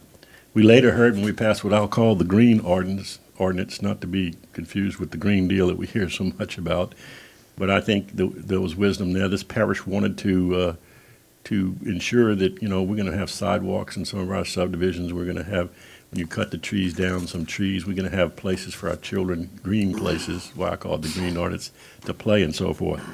Oh, the builder said, we can't do that. Nobody will build here.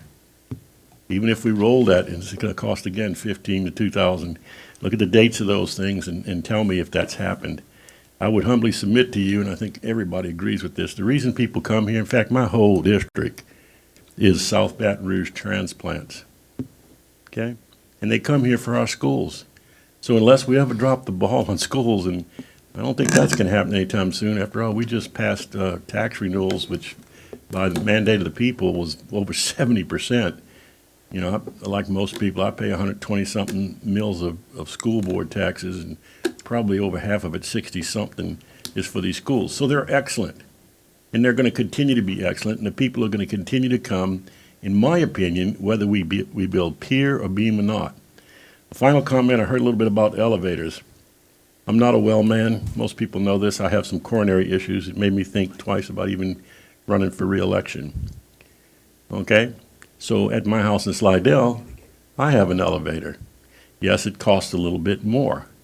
I try not to use it as much, at least right now. If I had shortness of breath, but certainly comes in handy for cargo. And I would agree with what Councilman Dawson said. Those types of things you could put in the beginning, yes, they're going to cost you a little bit more, but you'll get them back in spades. You have no idea how much more the homes that are up in the air like mine, all around me in my subdivision, North Shore Beach, that have elevators are worth a whole lot more than those that don't. Imagine that, okay? And frankly, it's pretty wonderful living. I very much can enjoy going underneath my house, which I was still able to pour a concrete pad allowable by FEMA, because at the correct level. And I can barbecue down there. I can, just enjoy the afternoon with a wonderful breeze and this kind of stuff. And guess what? FEMA, with breakthrough walls and everything, allowed me to build a storage area. So I can have my lawnmower down there and these other things that people were talking about. And you can go to their site. They have whole specified, you got to nail the sole plate using this type of a device. You've got to have these little vents on two walls opposing each other, so many vents of so much size per linear feet of wall space. You have to use a certain gauge nail, et cetera. That's all available. So I kind of say poppycock to all this. I mean, in fact, you want to see some really nice homes with real value, come into my subdivision. Or better yet, go next door. Don't even go look at Eden Isles because it's ancient. But go to Lakeshore Estates and some of those and see these $1 million homes up there in the air. So am I a proponent of pier and beam? You bet I am. I lived the other way on the ground. I'm living now up in the air, and I wouldn't trade it for anything. I thank everyone for listening. Thank you. Any other comments, questions? Yes, ma'am. Yes, Thank you, Mr. Chairman. Mr. Lambert. Before we actually go on with the vote, I want to really thank everyone, all the committees. This has been a long process, but when you include permitting office, building, changing the way we build homes, doing different things, I think we've just about covered it. The only thing that I would do with the changes here, I would offer a substitute motion that, with the 2-foot PFE, this is the reason we have, the houses up and down. I'd rather stay with what the current regulations we have is 1 foot.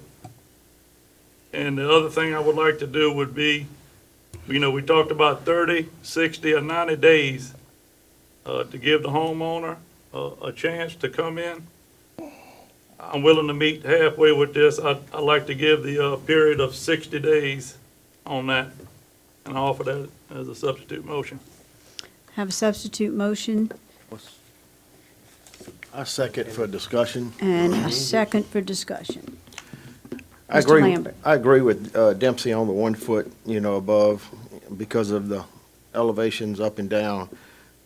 But I also add, even 1 acre or less is hard to mitigate and build upon if you're gonna build a halfway decent sized home. I would like to increase that to at least either 1.5 or 2 acres or less that you wouldn't have to mitigate on an individual lot instead of 1 acre, if that would be doable. What's the number? 1.5 or 2? 2. 2. So So we have a, And just a heads up, somebody said something about we're the only parish that requiring a field. Livingston is working on one as we speak right now on a field ordinance because of the same issues that we ran into. They flooded just as bad as we did, and their council right now is working on a field ordinance. It was in the paper the other day, so Baton Rouge may not be, but Livingston is. But them 2 changes I'm fine with, if we could. And this is not a perfect document, don't get me wrong. No documents are perfect, and it is a working document where if we need to make some changes, we can come back and make them changes. And just like we're doing here today, we can amend this ordinance if it turns out to be a hardship for someone. And we've done it before, and it can happen again, so. so Todd, I would ask that you and Dempsey collaborate, if you will, and to blend these 2 motions That's fine, if into Dempsey one. is willing, yes. So if you're willing, so that they are one motion, we can vote on one motion to modify to 60 days, to decrease to 1 year, and, to 1 foot, to go to 2 acres, Yeah, and was there anything else? that's it. Point of clarity, the reduction to 1 foot specifically is where in the Where we at now, so don't change it. So it would remain Okay. currently at the current 1 foot above BFE. we just Okay. take The only all change would be the references 2 out foot. to 2 feet. Okay, so we have a motion and a second. Do we have any discussion or questions about that amended motion? Question? Yes. Yeah. And really not a question, just a comment. Going back to the example that I gave earlier with my lovely home in Slidell. Excuse me, gentlemen, that's, Yeah, that was a little rude, but let me remind the public, I'm just 1 vote up here, okay? There are going to be 11 people shortly, or 10, I guess, that are here tonight that are going to be voting. But what I was fixing to say is that I did 1.5 feet. I really frankly wish I'd have done 2 because I learned after the fact that FEMA would actually give me a further break on the $450 I'm paying for that extra foot. Now, it is kind of funny, for the record, if you go too high above it, but what Mr. Dawson says, you need to be thinking about not just today, almost like sewer. The DEQ has standards, and tomorrow they're more stringent, and the next day they're more stringent. And who's to know 30 years from now that what we did tonight in 2019 was thinking enough about the future. I didn't finish the thought, but let's say if you go 3 or 4 feet, then it's kind of like a reverse U. It goes back the other way on you. But, Madam Chairwoman, I'm comfortable with the 2 Lambert blended situation just to Thank see you. this motion get Thank out you. of committee night and not kick the can back Mr. down the road. Kulot. Yeah, I just want to recoup, basically, we had about 10, 11 speakers tonight, anyway. We had, and so we had, 3 builders, a surveyor, a developer, an engineer, and about 4 residents, okay? I guess with all the comments and both pro and con of making a change and not making a change, I think right here tonight, there's the political will to do something, that something be passed here tonight. And we've got a lot of pressure from a lot of constituents. I want to reiterate what anybody said about the 2016 flood. We didn't have anything on the record that would have stopped us from flooding in 2016, nor do we have anything now that will stop us from flooding in 2016. And for all the folks and the people that I've spoke to that have called me and spoke to personally, we're working very hard to work with the surrounding parishes for regional projects. We have had our hand out and we've offered to help and work with any parish, especially the parishes below us that the water goes on, but very strong. We tried to work with the parishes above us, most definitely Livingston and East Baton Rouge. We have always been at the table, always open-minded to work with them. We appreciate that there was some enlightenment for some of the projects that's been sitting for years. Because everybody's right, we got about 60% of Livingston's water running on us and all of Baton Rouge. We got some of Iberville's. We got all the Felicianas that goes on there. So the Comeet diversion is gonna get finished at some point, all right? There was hopes back when I first got elected years ago, there was hopes of dropping the flood stage at Port Vincent a foot and a half. That's what I heard, you know? Well, that may not turn out to be that, but I'll take 6 inches, okay? I'll take a foot. You knock a foot off at Port Vincent, that helps us a hell of a lot. We're gonna continue to try, but one thing that we can as this body, and one thing I was elected to do was try to help the people of Ascension Parish. So I promoted every damn flood project that we can to help the people of Ascension Parish. Now, we talk about the 1 foot versus the 2 foot fill. I know the people that were, the 1 foot freeboard versus 2 foot freeboard, excuse me. And I know a lot of people that were up at the 1 foot freeboard, and it was touching on their threshold, okay? Because they might have settled, might have made a mistake an inch one way or the other. All right? So I don't have a problem with the 2 foot. And in the area that I represent, we do have the anthills. It's because we have houses that were built in excess of 50 years ago that were built down with no legislation for elevation. So naturally, if somebody came and since 2007 and built, they had some legislation behind them to build up, all right?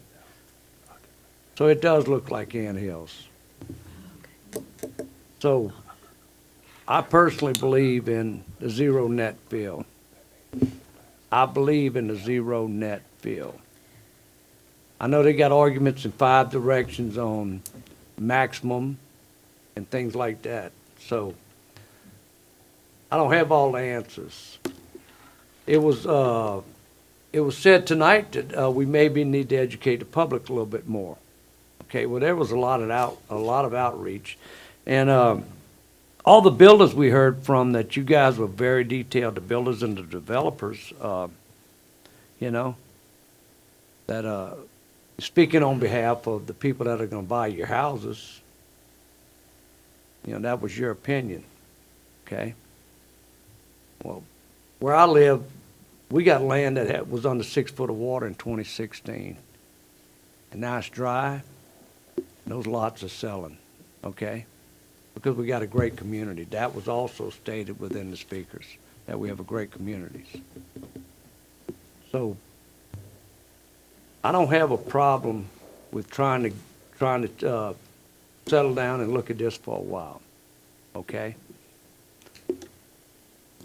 And I know that's probably not going to be the way it ends up here tonight, but I'm telling you, I believe in the zero net fill, and there's only a few ways that you can try to settle it out. The floodways, Bill, you talked about that. We talked about that extensively for the past couple of months. Well, when we get the studies, Mayor, when they get the studies I know I live in one of them, okay? So I can almost assure you of that. So these decisions that we're gonna make here tonight are gonna be some pretty drastic decisions. And I can guarantee you, within months, we may be back to amend what we're doing. But there's not a district here out of these 11 districts that they didn't have constituents to try to go out and ask them, get a handle on this. We continually, everybody's references were to growth, growth, growth. And then naming subdivisions, we got some growth in my area that's not subdivisions. We can't build any gates at the parish line, all right? Okay, this is a good place to live and people want to come in. We haven't did anything that killed the growth yet. And no president, no parish president, no council member can ruin the world, okay? So we're gonna have our ups and downs, but I think that we just gotta go and try to go with somewhere around zero net fill is where I feel comfortable about. That's it. Mr. Lawler. Thank you. There are a couple things in here.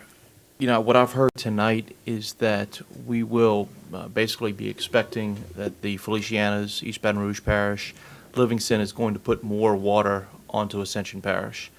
What I've also heard is, we're going to have more storms. I'm not necessarily a proponent of global warming, but water's rising, land is subsiding. We do have some issues that we're going to have increasing water. I know in my neighborhood, we had, I believe it was 98 houses flood. I think maybe 3 of those would have flooded if we had a 2 foot above BFE, and that's what I'm worried about. One of the most exciting things about this new ordinance was 2 feet above BFE, because when we're talking about rising waters, that's how we protect people, is we require them to build higher. We know that we heard the speaker say it, we're getting more water. And to gut this by saying, let's reduce the BFE to 1 foot to where we are now. I had a neighbor that didn't flood by the width of my thumb. I've got skinny thumbs. He got extremely lucky. And next time, he may flood. And to say that we're going to reduce it back to 1 foot, that doesn't help the future. We're supposed to be here looking towards the future to see how we can help future residents. Yes, some houses are going to be higher than others, and they already are. You know, quite honestly, I'm a proponent of 1 foot of fill and everything else pier and beam above that. You need the 1 foot to make sure there's no pooling below it, but you do pier and beam above that. I think that'd be the best thing, but I don't think that would pass. One of my other issues that I've been looking at, and I agree with the 60 days, give homeowners 60 days. I'm somewhat ambivalent on the 1 acre versus 2 acre. I don't want a bunch of anthills, but it could be difficult with 1 acre. But I'll tell you what, it's not difficult if people build up on pier and piling. You don't have to mitigate if you do that. And quite honestly, the cost difference between raising a home that's on a slab and raising a home that's already on pier and beam, you're talking about a $40,000 difference, more expensive if you're on a slab. So in the future, when people do have to raise up, it's much more efficient to do it if you're already on pier and beam. And that's what I would encourage people to build on anyway. The other part of it is when we have these accountability for mitigation facilities. I did notice a little typo in 175093A. Instead of in, it should be is. Not a big deal there. We can, I'm sure we can add that to the amendment. But one of my thoughts is that we're going to require inspections, and we don't do anything after that. My thought is that following the initial inspection, the owner should remedy the deficiencies identified in the initial inspection within 6 months. Now, at this point, this is still the developer that will own that. If they build a pond and then they go inspect it and they find deficiencies, as we currently have it, nothing has to be done. We've just got a deficient pond. That doesn't help the citizens, and quite honestly, like we've seen in my subdivision, people will build a pond and then it starts to fall apart almost immediately.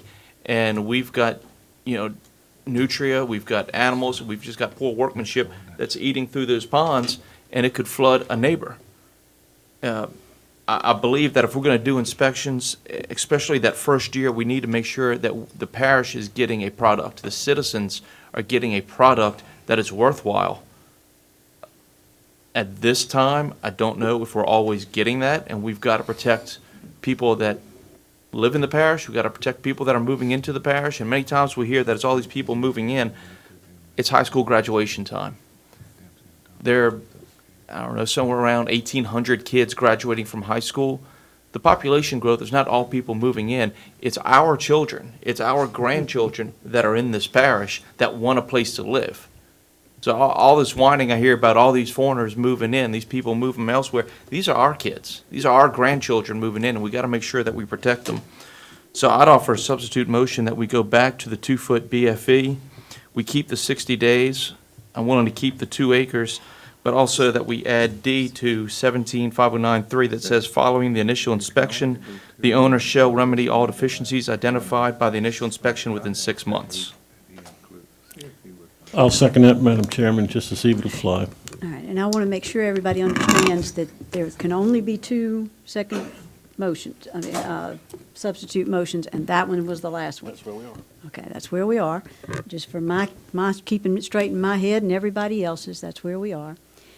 Does anybody desire to mold these in? Can there be some? A question about Aaron's motion just now. Sure. They have 6 months to remedy it, but what if they still don't remedy it? I mean, are you going to stop them from selling the home? Then they shouldn't be able to issue an occupational permit for any lots. We didn't say that, though. Yeah.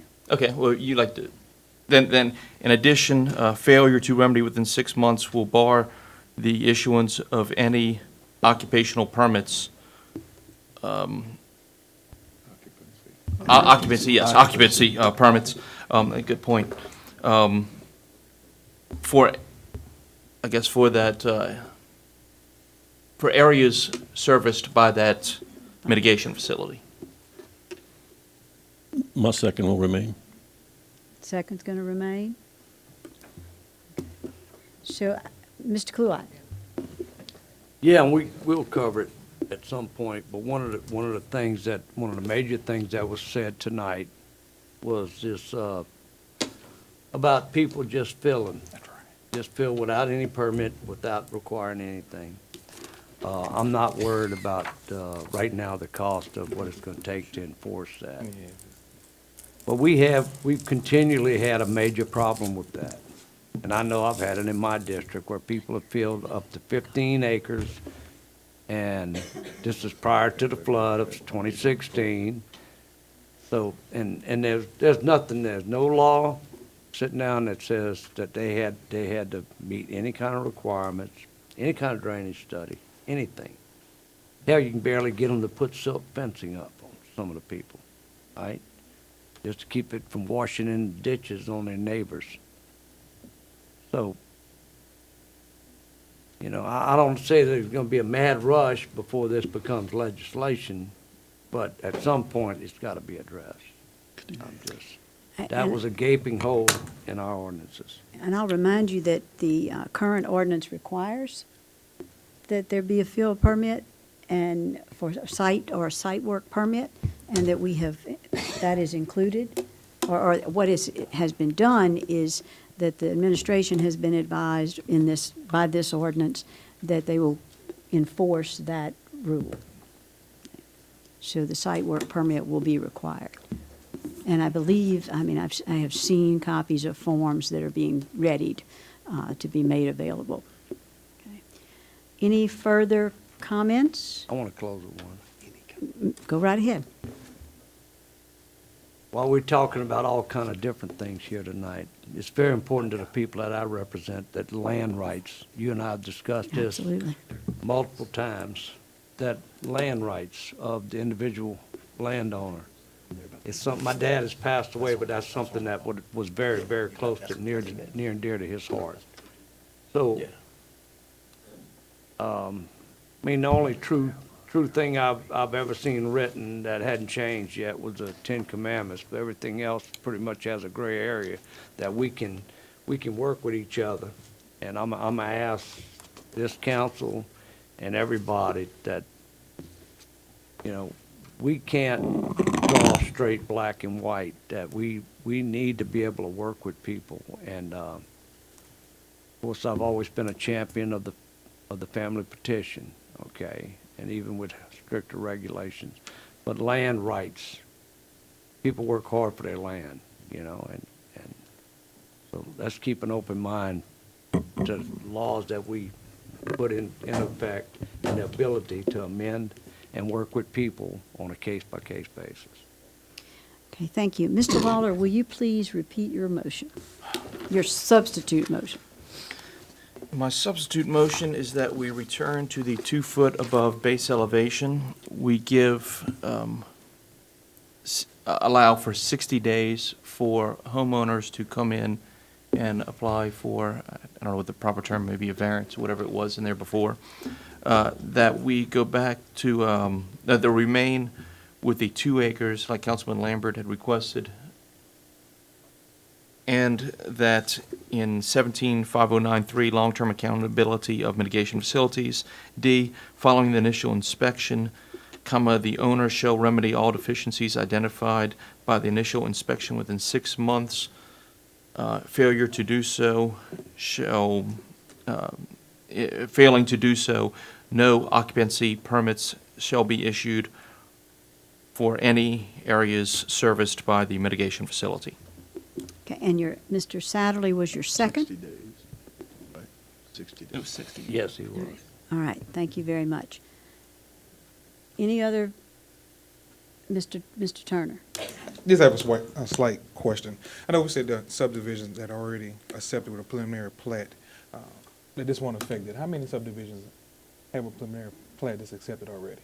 Can anybody answer that question? Mr. Jerome? Can you, The question was how many subdivisions already have in place a preliminary plat? I don't know That the would not exact be figure right now, affected by but we do this. have several that have been, that have had preliminary plats approved. I don't have the exact number in front of me right now, but we do have several. And my second question is that, it's been stated that we're may change this document again. So are we saying that every time, if some more get approved with this new standard, that then we decide to change it again later, that they're gonna be grandfathered in as well? No. That's a question for legal, no. Well, I think it is, what it O'Neill? seems to be exactly what we were saying. I mean, when they're approved, unless you say something otherwise, that's the law that they apply under. That's it. So it's possible that we can have 5 different subdivisions built within the next year with 5 different standards? Yes. That's it.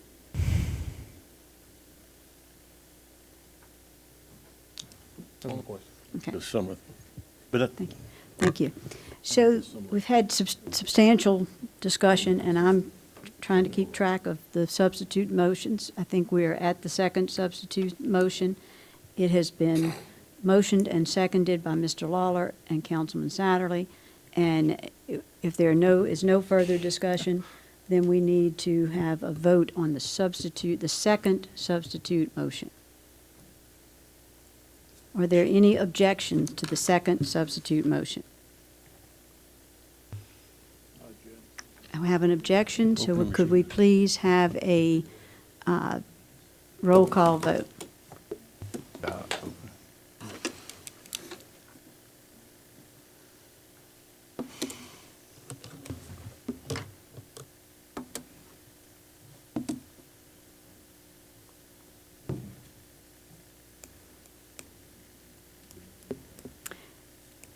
So we have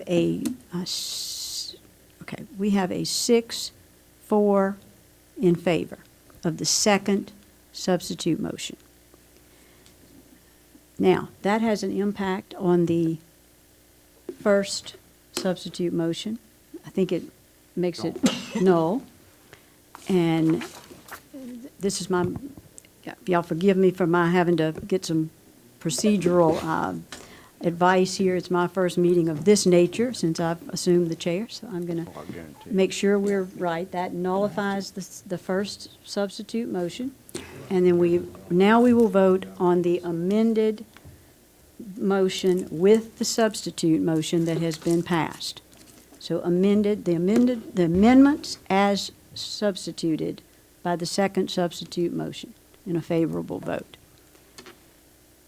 Any questions or any objections to the amended motion with the second substitute motion?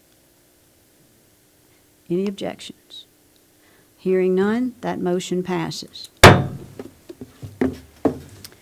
Absolutely wrong. The whole guy for CO building a $400,000 house, he can't get a CO over his house. He's out of order. That's wrong.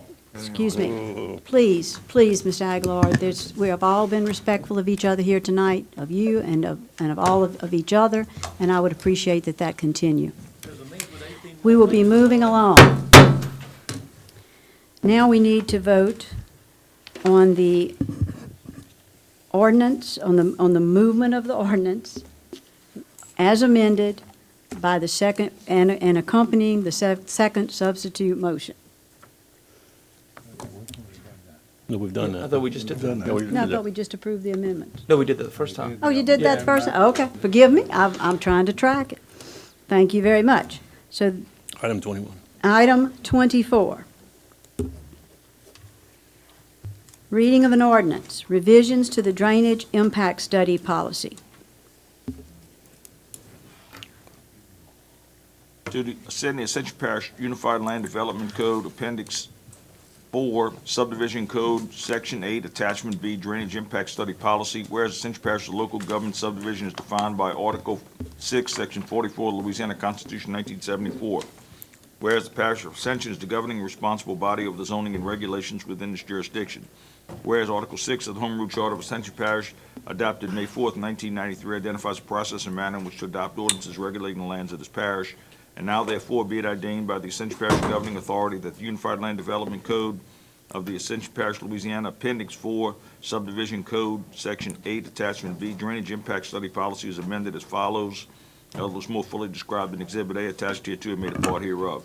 In the event any portion of this ordinance ever held invalid or unconstitutional for any reason by any court of common jurisdiction over it, such portion shall be deemed separate, distinct, and independent provisions shall not affect the validity of remaining portions of the ordinance.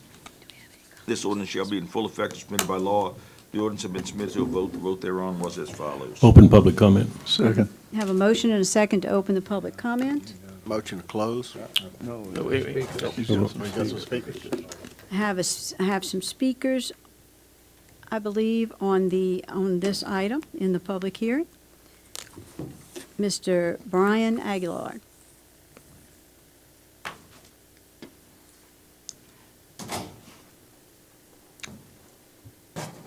We are on item number 24, is that correct, to the minutes? Yes, the drainage impact study Drainage impact policy. study Yes, Brian, policy. thank you. I guess I just have some comments about the language, the new language in here also.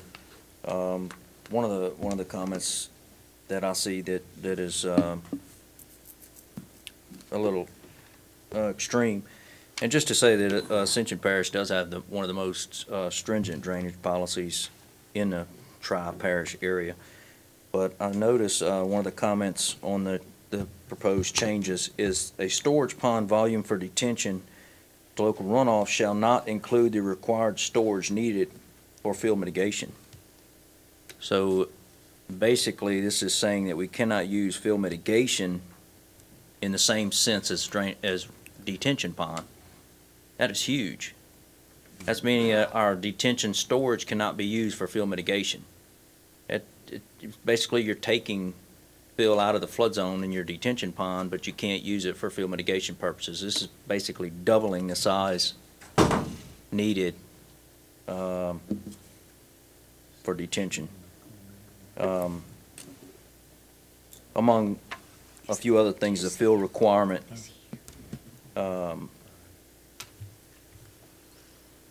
the base flood elevation determined by on-the-ground contours, which throws somebody into preliminary plat stage where they would have to shoot actual on-the-ground contours where they couldn't use information such as LiDAR data to decrease the amount of work to be done at the preliminary stage plat process. So if we go out and do all this work for these guys and spend all this kind of money, then we realize we can't do the the project based off of that information. It's much easier to do it off of LiDAR data than to go out in the field and charge this guy a whole lot of money to do on-the-ground contours. That's just the comments I had. Thank you. I appreciate your comments. Mr. Giroux, are you, I don't see you. Sean, do you have any, would you like to comment on this, please? Yeah, I just want to clarify. Brian, were you commenting on item 4F regarding the storage pond volume? Okay, the interpretation of that, what it's saying is if you're going to choose to use a pond to address both detention and floodplain fill mitigation, that you first need to account for your increased runoff first. You can do it in the same pond. You just got to make sure you have, I guess you do extra mitigation to make sure offset the volume that you added due to, you know, roofs and parking lots. So it's not meant to say you got to, if you're going to choose a pond, it's got to be serve two purposes. So the way that you have it currently written is accurate. Just made a little clarification during the review process, but it does not imply or does not mean what Brian was suggesting in that you have to have two separate ponds. One for detention, and then go over here, the other one's for fill mitigation. It could be in the same place, you just can't double dip that same volume. The second item that Brian pointed out about requiring actual on-the-ground survey at the preliminary plat stage, I agree that that is, in my opinion, asking too much when you're just going to a planning commission body asking me just to approve my project. All drainage studies at the preliminary plat level are preliminary and to be finalized during construction. Just to manage the cash flow on a lot of these projects, developers say you had 100 acres, it's fully wooded, a lot of swamp, to ask them to go get actual ground survey. If you can't see the sky, they're having to cut line through low areas to be able to get a survey. That's still a preliminary design anyway. So a lot of projects, if it is, the elevation is critical, we discussed at a pre-application meeting, we meet in the middle and say, this project's very important to floodplain fill mitigation. I'm sorry, but you need to do some detailed survey to verify that LiDAR is sufficient. LiDAR has gotten better. I believe, Derek can correct me, I believe the Ascension Parish now has 2017 LiDAR, which is much better than 1999. So it is sufficient at the preliminary plat stage. You might see in one of my review letters saying calculations have been done based on LiDAR. During detailed construction plan time, we will be requesting on-the-ground survey to verify all input. So are you suggesting that we need to change some language or modify some language? My only recommendation is,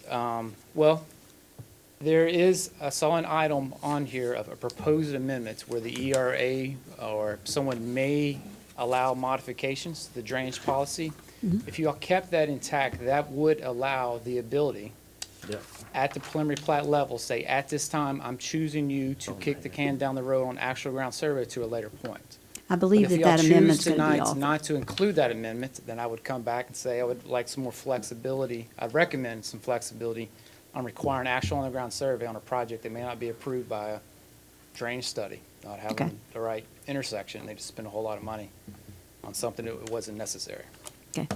I believe that amendment will be proposed. I don't know what its fate will be, but we will certainly So that's- reevaluate if that doesn't. We'll make sure that happens at the same time. Okay. Okay, thank you. Have another public speaker, Mr. Derek Murphy. Good evening again, Derek Murphy, Quality Engineering. I don't want to harp on everything. It was the same two items. I agree with Sean with the, I know in several instances early on, the 1999 data was off 18 inches, so they were required. So what we had started doing was got with Sean, did some preliminary surveying up front, adjusted the LiDAR, how we had to adjust it. But an actual on-the-ground survey completely is, in my opinion, unjustified for a drainage impact study. Same kind of deal there. We've always worked with him on that. 2017 LiDAR is 3 to 4 inches difference, which is intolerances. I do agree with Sean on you can use on item 4F on page 5. You can use the same pond for that for detention and mitigation. Just like when we sat here one time talking about from the 10-year design storm to a 25-year design storm, your pond increases slightly or what percentage it increases and how much. St. Tammany this actually came out of St. Tammany codes. St. Tammany's looking at this right now. They actually have a committee just for this one item.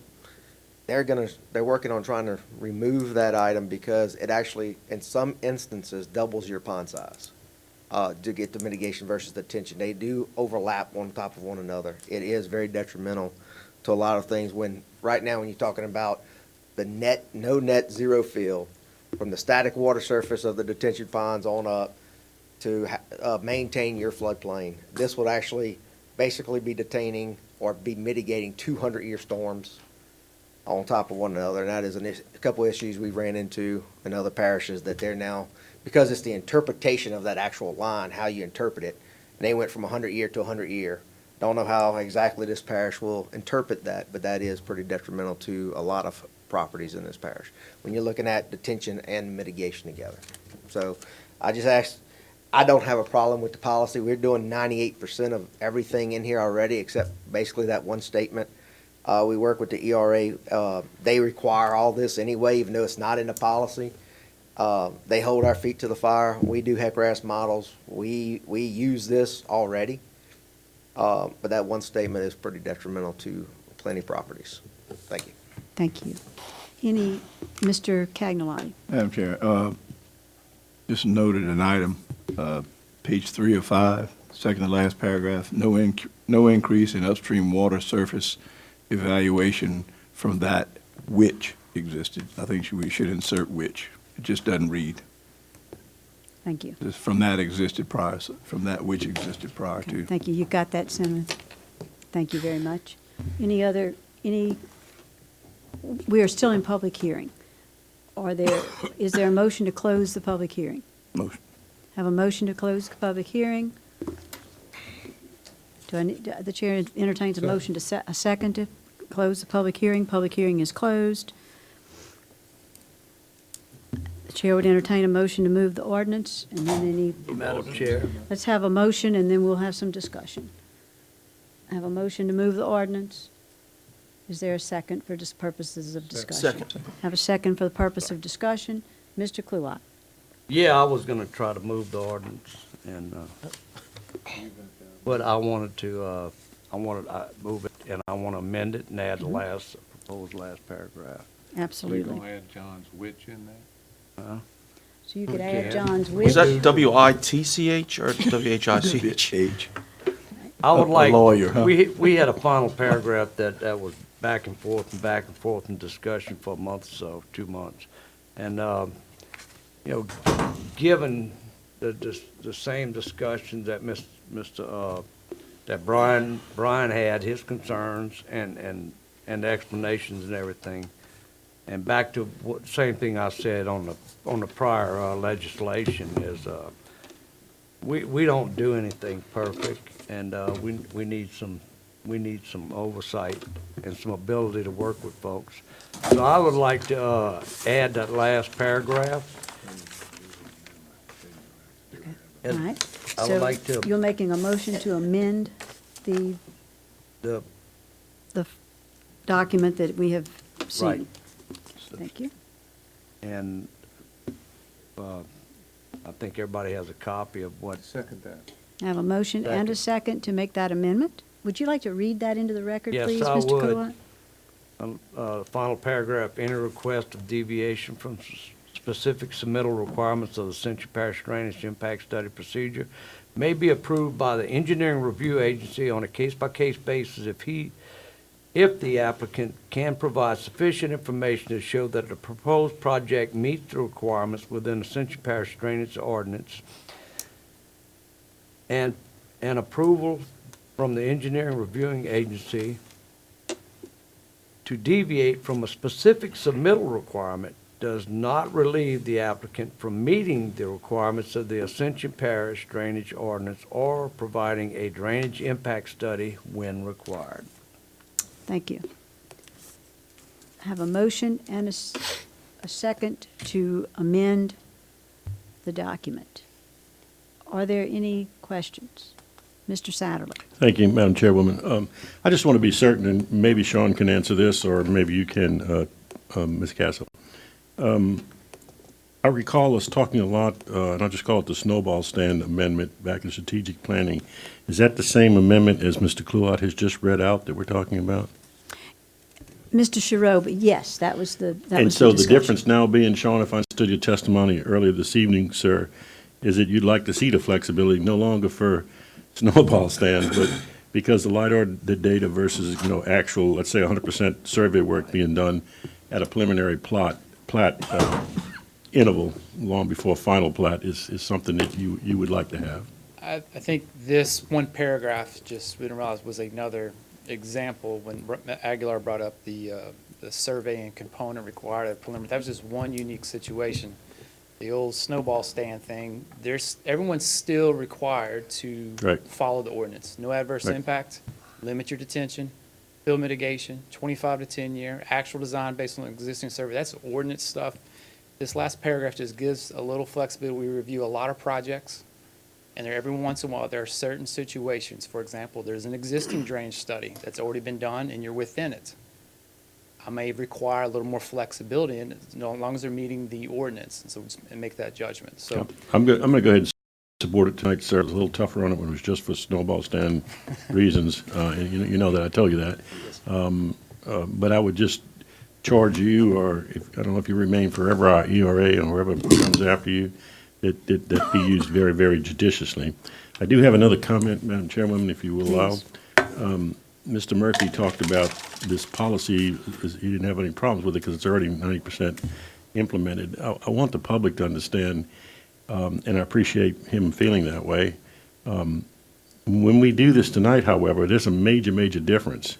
In the past, that was a policy that the planning department had. In other words, a whole new administration can come in and say that's not our policy and change it.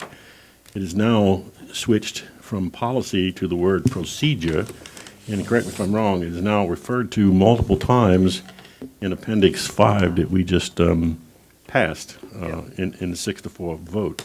So by that situation, it's law, and it becomes a whole lot hard to change that procedure versus the old policy, because now it would have to come back to a future council to amend in any way or get rid of it, whatever. So I want the public to understand this is a real important step that we're taking here tonight, because policies are policies, procedures, in this particular case, are or can be laws.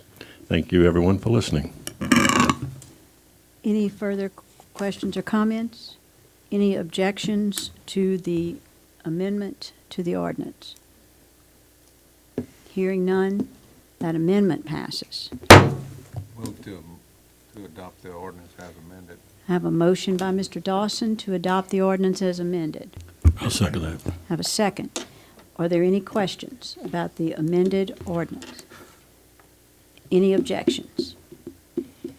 Hearing none, that motion passes. Item number 27, reading of an ordinance to adopt the 2019 millage for Ascension Parish government. Be it ordained that the following millages are hereby levied on the 2019 tax roll on all property subject to taxation in Ascension Parish government. 2019 millage, parish tax 2.77, parish tax in Gonzales Donaldsonville/Gonzales 1.38, parish health 2 point, parish mental health 2 point, parish council on aging 1.5, parish detention, juvenile detention 1, parish animal shelter 1, parish library maintenance 4.07, parish library maintenance number 2, 2.52, lighting district number 1, 4.94, lighting district number 2, 1.01, lighting district number 3, 4.96, lighting district number 4, 4.76, lighting district number 5, 5.12, lighting district number 6, 4.91, lighting district number 7, 5.0, ACUD number 1, 10.31, East Ascension drainage 5.0, West Ascension drainage 5.36, West Ascension drainage number 2, 4.67, Prairieville Fire District number 3, 10.00, Prairieville Fire District number 3,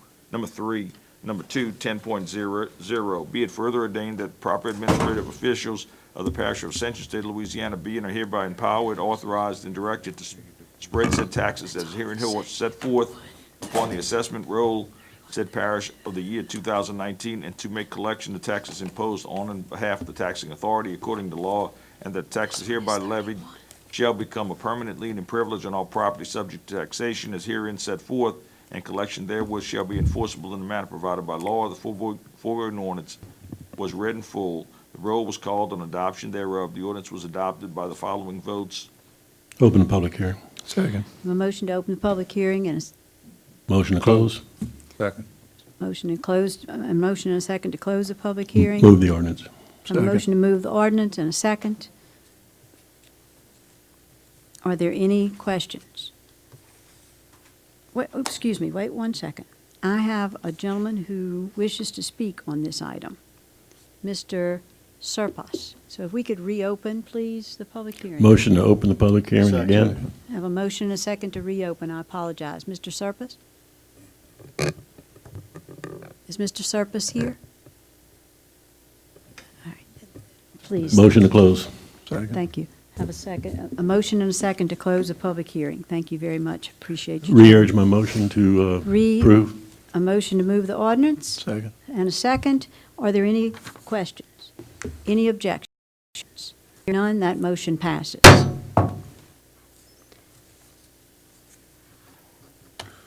Item number 33.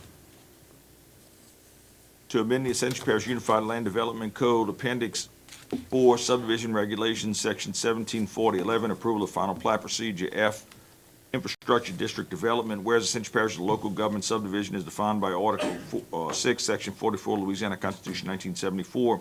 Whereas the Parish of Ascension is the governing responsible body over subdivisions, and whereas Article 6 of the Home Rule Charter of Ascension Parish adopted May 4th, 1993 identifies the process and manner in which to adopt ordinances regulating the lands of this parish.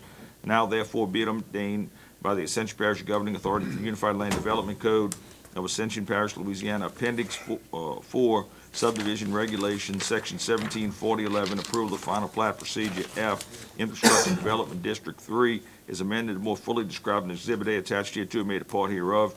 In the event any portion of this ordinance is ever held invalid or unconstitutional for any reason by any court of competent jurisdiction over it, such portion shall be deemed separate, distinct, and independent provisions and shall not affect the validity of remaining portions of the ordinance.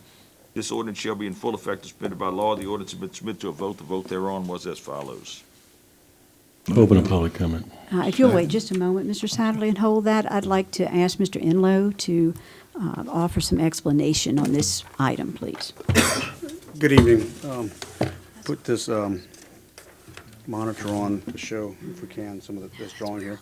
This is a programmatic item that we did all the Move Ascension projects, or most of them by ordinance last, I believe it was June, and Tiggy Duplessis was left off inadvertently. This is not that, it's the wrong issue. Yeah. Wrong issue. We're one ahead. I'm sorry, we missed one? No. No, you're right. His issue's next. We're on 30. I apologize. I apologize. Tiggy's next. Yeah, I'm sorry. Okay. You all forgive me, please. The ordinance was read on item 30. I'll entertain a motion to open the public hearing on item 30 for 31. Motion to open the public hearing. Motion to open the public hearing and a second. Have a speaker, Motion. Mr. Aguilar. Mr. Parrott, I'd just like to ask him a question. What actually you changing on? All we're doing is saying that if it's an infrastructure district, then they can be brought into the system because they're an infrastructure district. If a developer elects to go on private streets, then they don't get brought into the system unless the council votes unanimously for it. So if you do an infrastructure district, once the tax expires, you will be part of the parish maintenance system. Isn't that already in the ordinance as it is Well, today? we changed it so that a private subdivision now, yes, but now a private subdivision can only be done with a unanimous vote. Otherwise, a subdivision that has a infrastructure district will be brought in as soon as the infrastructure, they're in the system and they're maintained by the infrastructure Okay, district. I understand. Thank you. Thank you for the explanation. I just couldn't find it online to see what it read. Thank you. Appreciate it. You're welcome. Thank you, and I apologize for skipping that. Billy, thanks for keeping me in line. Motion to close the public I have a hearing. motion to close the public hearing. A motion, the chair will entertain a motion to move the ordinance. Move the ordinance. Have a motion to move the ordinance. Second by Mr. Cagnalotti. Any questions? Any objections? Hearing none, that motion passes. Now, we are at item 33. Mike, I apologize for dragging you up with it before it was necessary. There is a reading of an ordinance requesting the authority to be granted to the parish president to acquire right-of-way required to construct Tiggy DePlessis Safety Widening Project. Mr. Parrington. Whereas the Ascension Parish Government desires to acquire certain immovable property hereinafter referred to as property, whereas there is a need in public purpose for the addition of certain immovable property for the road improvements for the Tiggy DePlessis Road Safety Widening Project. Whereas the Ascension Parish Government hereby desires the property, servitudes, and rights-of-ways and authorize the Office of Parish President to do whatever is necessary and enter into negotiations to acquire said property, servitudes, and rights-of-way. Parish of Ascension hereby ordains that to authorize the Parish of Ascension to acquire, purchase, donation, or servitude all property, servitudes, or rights-of-way as determined needed to construct the project. Be it further ordained that pursuant to all applicable provisions of law, the Office of Parish President directed and authorized to do whatever is necessary to acquire the property, servitudes, and rights-of-way. And be it further ordained that the Office of Parish President is authorized and instructed to proceed with the acquisition of the property, servitudes, and rights-of-way in a timely and orderly manner. Be it further ordained that the Office of Parish President is authorized to exercise discretion in acquiring the property, servitudes, and rights-of-ways together with all agreements and transactions necessary to carry out the intent of the ordinance. Be it further ordained that if purchased, the purchase price cannot exceed the fair market value of the property as evidenced by the appraisal valuation obtained to supply by the parish, plus an additional 10% above fair market value in fees and costs. Be it further ordained that any and all actions previously taken by the Office of the Parish President and further the actions contemplated herein are ratified and accepted accordingly. All ordinance or parts of ordinances in conflict herewith are hereby repealed. If any provision of the ordinance is held to be invalid, such invalidity should not affect other provisions herein, which shall be given full effect without the invalid provisions, and the provisions of this ordinance are hereby declared severable. The ordinance bill shall be in full effect as permitted by law. The ordinance has been submitted to a vote. The vote thereon was as follows. Motion. Thank Madam you. Chairman. A motion to open the public hearing. Second. And have a second. I want to call Mr. Enlow up and to offer some explanation, and then we'll open the public, we'll have the public speak.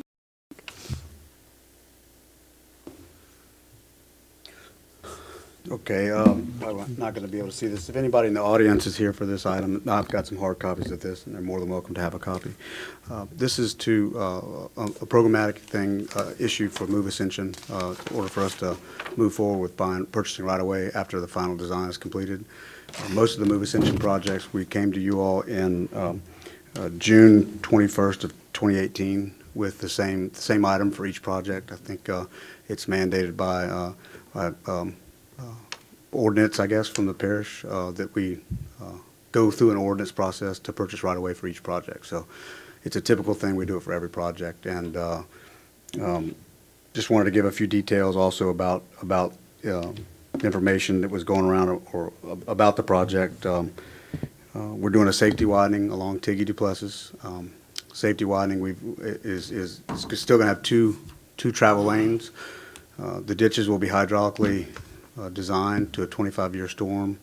The travel lanes will be 11-foot each with 2-foot paved shoulders. And again, the ditches are going to be hydraulically designed 3-to-1, 4-to-1 slopes. There's going to be some right-of-way needed to put the utilities back in, and we are buying additional right-of-way for future sewer lines. We feel that's a lot more efficient process to touch the property one time. I've got some other criteria on the design. If anybody has any questions about it, I can get back up and discuss it. But the design speed of this project is 40 miles an hour. The posted speed is 30. And based on that criteria and the fact that it's listed as an urban collector is what determines how much right-of-way we purchase. So the clear zone requirement for that type of road is around 14 to 16 feet. It's what's required by the ASHTO standards for safety. And so all that plays into, along with utilities, it plays into the design of the project. So I'd be more than happy to answer any questions that anybody has, any council people on this project and specifically at this time, if you like. I want to give the public an opportunity to speak, but I do want to ask a question because I'll forget if I don't. If the design is at 40 miles an hour, but the posted speed limit is at 30, you're not suggesting that would change by widening the road? No, ma'am. It would still at 30? Correct, yes, ma'am. For instance, there's some interstates are designed at 70 and posted at 70. I think there's this portion of I-49 that's designed at 70 and posted at 75. So there's a little bit of leeway in that, but it's just kind of something what engineers have to use to design by, have the criteria to design with, so. So that it would be posted at it's 30. designed at 40, posted at 30. Correct. Okay, thank you. We'll let. Little and you factor may- of safety in there, you know. Right, absolutely. So if you'll just hang Yes, ma'am. close here, so in Absolutely. case that any of the residents have any questions, and any are created by their comments. Sure. First, I'll call on Kirsten Smith.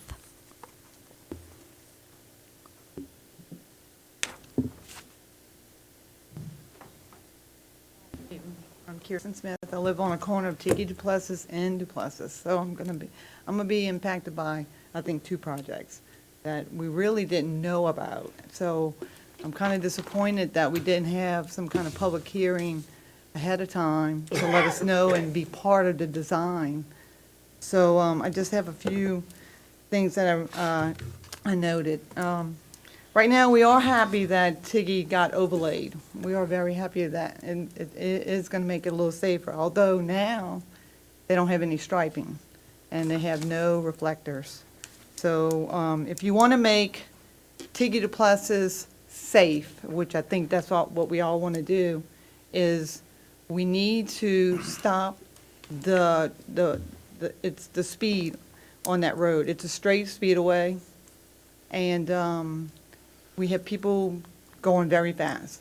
To help us do that, you can put a three-way stop sign by Tiggy and Nona Lee Road.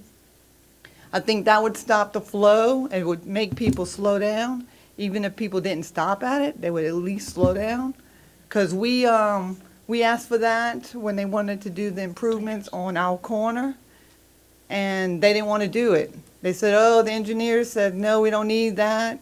We don't need a three-way stop. Well, let me tell you, they did put it down because we insisted that they do it, and when they did do it, we didn't have any accidents after that. No cars in any ditches, because we called the ditches at that point a car catcher.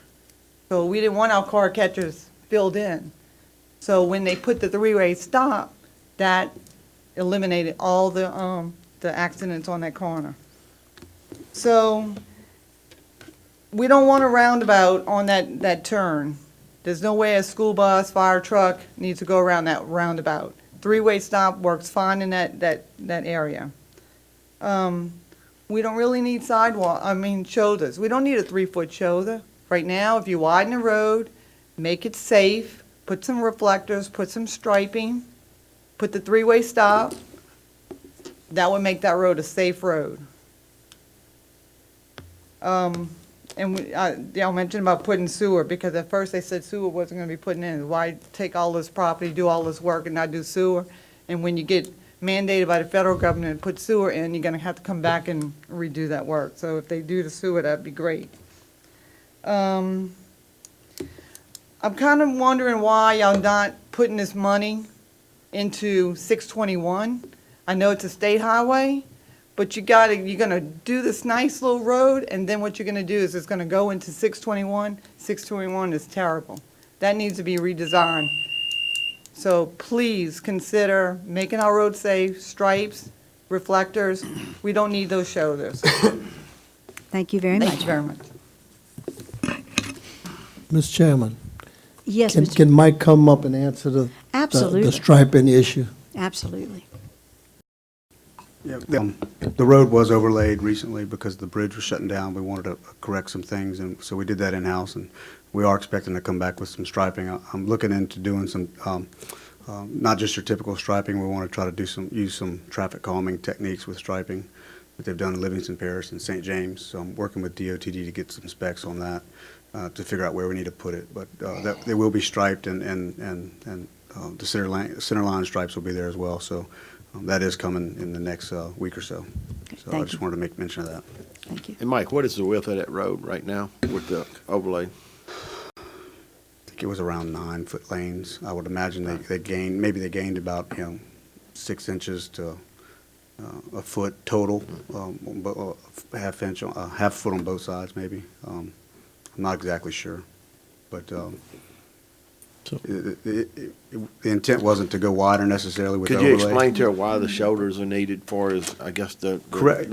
Yes, sir. To hold the road up from, Well, not only that, along- you want correctable space. You know, in Yeah. a lot of, Ascension Parish, we have a lot of narrow roads, unfortunately, and we're trying to get better roads. You want to minimize tragic and fatal accidents, okay? So if you're driving down the road and you hit the shoulder now, it'll pull you into the ditch, or you overcorrect, and it could be a bad wreck. Right? With the shoulder, you have a correctable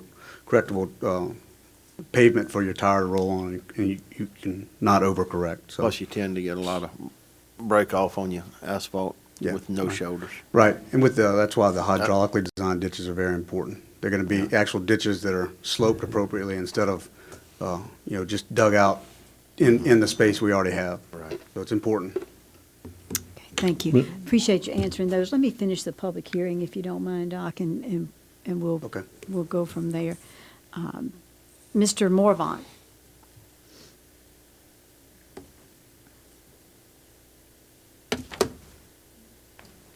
Good evening. Good evening, sir. My name is Nelson Morvan. I'm a resident of Cooperative Plus. I've lived there for 30 years. I've been in Ascension Parish, probably going on 40.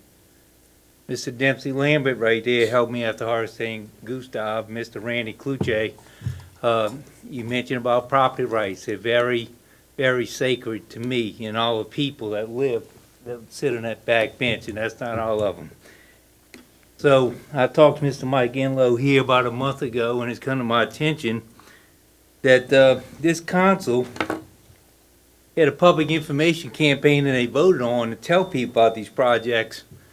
And as Ms. Smith just mentioned, she didn't know anything about it because it was voted on, and our councilman did not vote for it. So therefore, we had no knowledge of this action. We talk about safety. Mr. Tiggy Duplessis was fatally injured and killed on that street. The safety, when you talk about safety, why don't you talk about the people that drive on that street? There have been people killed at the end of the street. There were 2 girls killed down the street. It's the speeding and the drivers. It is not the width of the street. The street is perfectly fine like it is, and we like it that way. If you widen the street and put 2-foot lanes on both sides, you're gonna ruin the neighborhood, the character. That's why I moved there. Down the street from me, my neighbor has a house over 100 years old. It's been there for a long time. It's got beautiful live oak trees. Miss JoJo lives down the street. It's a beautiful yard. We all try to keep our yards up. So I ask you not to support this and defer or delay or postpone this action until you can have a public information campaign and let the public, the people who live there, give their input. You arbitrarily just decide to widen our road and take my front yard in addition to wanting to buy all of this right of way, okay? When I bought that place, I was really happy with it. And I like I said, my wife and I bought that in 1989. We built a house on it in the early 90s, and I watched the place grow, and I understand about growth, but I think you widen the road, spend a lot of money on the wrong road. 621 and Highway 73, if school bus drivers, they can go down those roads. Instead of encouraging people to do a cut-through through our street, they come all the way from Port Vincent. I've worked for Entergy. I've watched people sit there and tell me, oh yeah, I know about that. I come all the way, and I cross the airline, I just floor it. I just go around through that neighborhood so I can cut it off and go to 621. So you're gonna fix that, and you can create a problem 621 because there's so many people going through there, okay? I'm just asking y'all humbly to think about that, okay? The nature of that neighborhood and the people that live there. The speed limit has always been a problem because people speed on that road. But it's not so much about the size of the road, it's more about the way people drive. And since the Parish Sheriff comes out there occasionally, it slows them down for a while. When Pat Bell was alive and they had the speed bumps, that's all gone. So I would like, please think about that, okay? Thank I don't you. think anybody objects to something reasonable, but we have not even been given a chance. And like Mr. Cloutier said, the voter and the people, okay, like I said, we live in, and I'm a lifelong resident of this state, and I've heard a lot about flooding in the So past if you'll and the keep your future. remarks to this item, please, and Okay. Thank you very Sorry. much. But at any rate, so if y'all would think about that, or hopefully deferring this tonight, so people could have a time, you could schedule a public hearing. thank you very much. Carissa Jennings.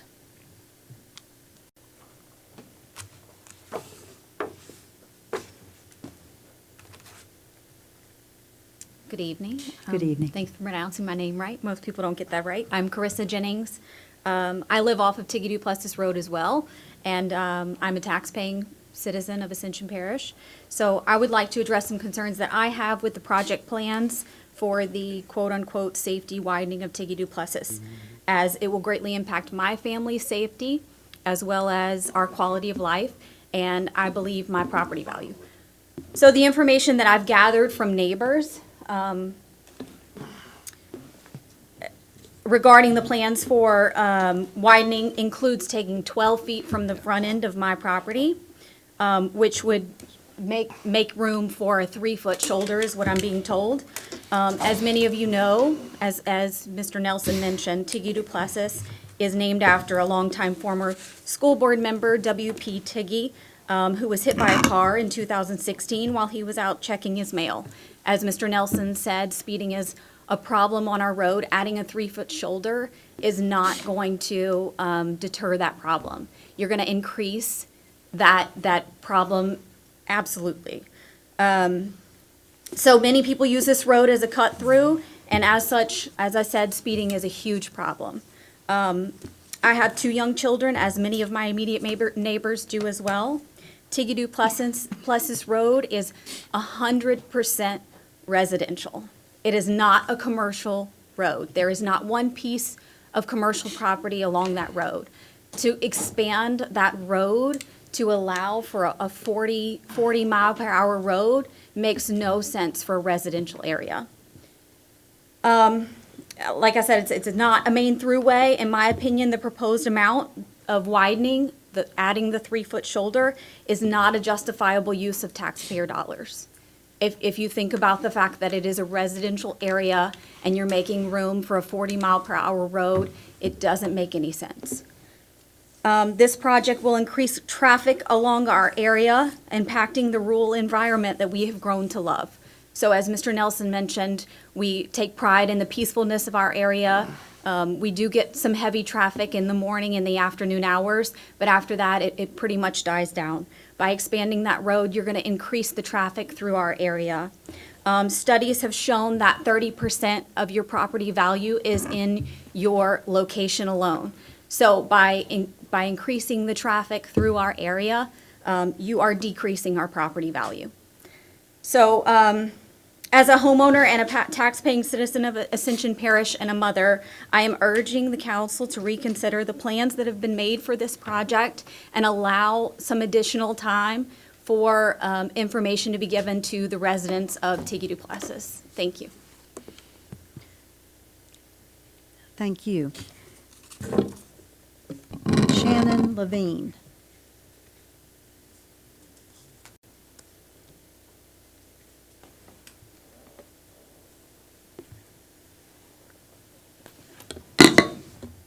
Hi, my name is Shannon Levine. I am a resident, I have been a resident of Ascension Parish for over 30 years.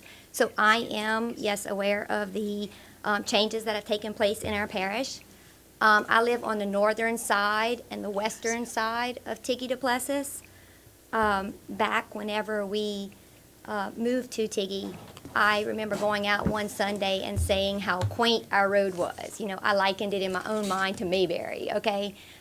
So just really enjoy that. It is a residential area. We're not 73, we're not Highway 42, we're not Highway 30, et cetera. So we hope that it can be maintained as such. We are asking, or I am asking for the council to vote no to the ordinance, or at a minimum delay the decision We're just now getting a little information on the project, so we'd like more time to understand the details. My husband is a superintendent in the construction industry. He wasn't able to be here tonight. He would like to see detailed, more detailed plans, including the servitude and that type of information. This is important to me. I just missed the majority of 2 of my little boys' last baseball games for the season to be here, so this is important. I think that we can say that the majority of our neighbors, we've spoken to our neighbors down our road, and the majority of them are in agreement with our position as well. There are other points to be made, but to address safety, I also have 2 children. They enjoy playing outside, so we definitely want the road to be safe. However, increasing the traffic speed, we do not, or we think that that'll happen. We do not think that is a positive benefit for our area. There are no curves on our end, so we understand the curve is farther down that's trying to be straightened out, but we're not quite sure what that has to do with our end of the road. As we mentioned, the road was overlaid weeks ago. There's no striping there, so we think that should, of course, be the priority. The road is not wide. However, we do not feel at this time more of a safety concern than, getting in your car and driving around many of the other roads in this parish. Thank you for your time. You're welcome. Thank you. Jamie Thompson.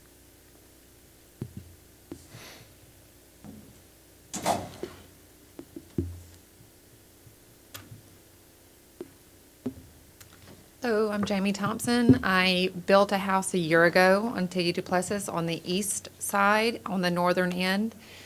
I bought it going up and down that road every day to my job from where I was living in Pine Grove, which was really far out there. But I did use that road as a cut-through to my job. At that time, it did have speed bumps. We did enjoy those speed bumps because I knew that there were other families on that road with children, and that was fine for me to slow down. I'm not going to hurt my car because I'm going the speed limit. I do know my parents, they are one of those that did not like the speed bumps. But they did not live on that road, and neither did I at the time, but I do now. I drive on every road, through every neighborhood, whether it's a main street or not. I drive it like I would be living on the side of the road. The reason I do that is for the kids, for my kids. I don't want anybody's ball to go out into the road and them go chase after it, and by God, somebody hit them. It happened to my son in an apartment parking lot. His ball ran out, and somebody coming through the parking lot just got him.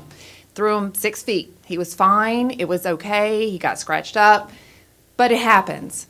And that is an apartment parking lot. This is a major, I consider it, it's a pretty big road. There's a lot of traffic down it now. If we widen it and if we make it a 40-mile-per-hour road, which isn't intended for 40, and we won't make it 40 hopefully, it's still giving them so much area to speed, to run down it. I was out mowing my grass one day, and 2 cars were literally racing. I turned around, and I thought one was passing. No, they were racing, and I'm in my front yard mowing it. I was like, oh my God. So, plus, before they overlaid it, they did stripe it. Not sure why they wasted the money to stripe it, to overlay it, but they did put it where it was passable. Why is a 30-mile-an-hour road passable? If somebody's going 25, who cares? You're not going to get there that much faster going 30.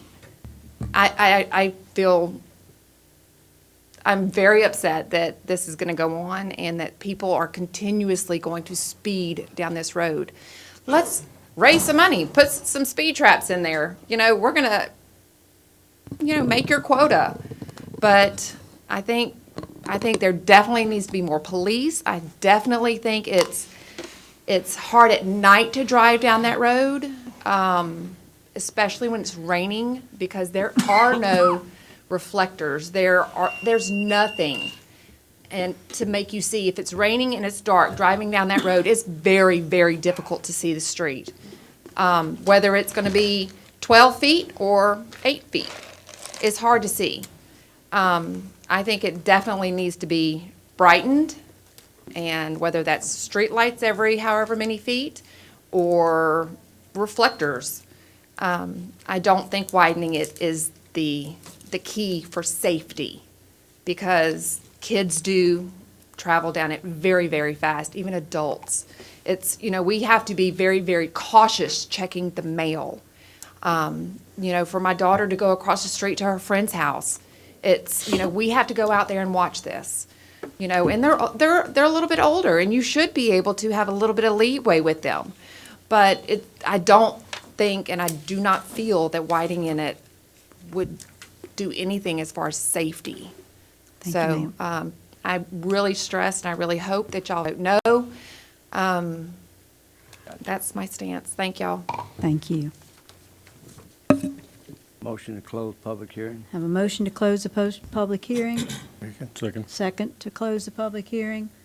Todd, I think you had a comment? Yeah, a lot of these people wanting to have a public hearing. I don't have a problem deferring this to the next meeting, and in between, try to get them all at a public hearing with Mike and whoever on staff that can explain, all the details of this road, which wasn't given to them.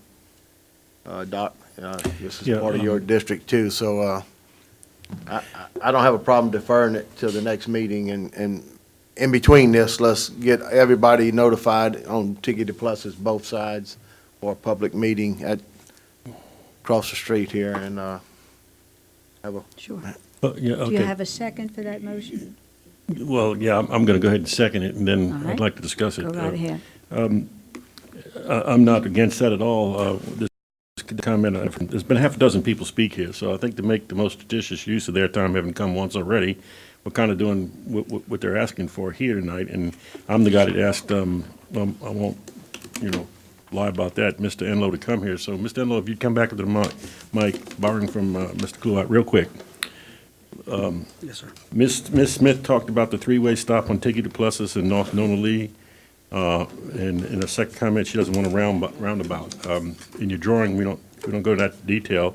Is there a plan to put a roundabout there instead of the three-way stop? No, sir, we were, I was speaking with her and her husband, I think it was last Monday, maybe, at the Transportation Committee meeting afterwards, and we said some of the things we're looking at is, after we get done with these projects, maybe putting a miniature traffic circle instead of the stop sign at Duplessis and Tiggy. And it just, we're looking at that. It's not something that's Okay, because budgeted at this time. And back to the comment about not being publicly advertised, and I'm definitely not going to take on my voters here tonight, but I did put this on my Facebook, so I know it's there at least. I'm sure y'all did some public advertising.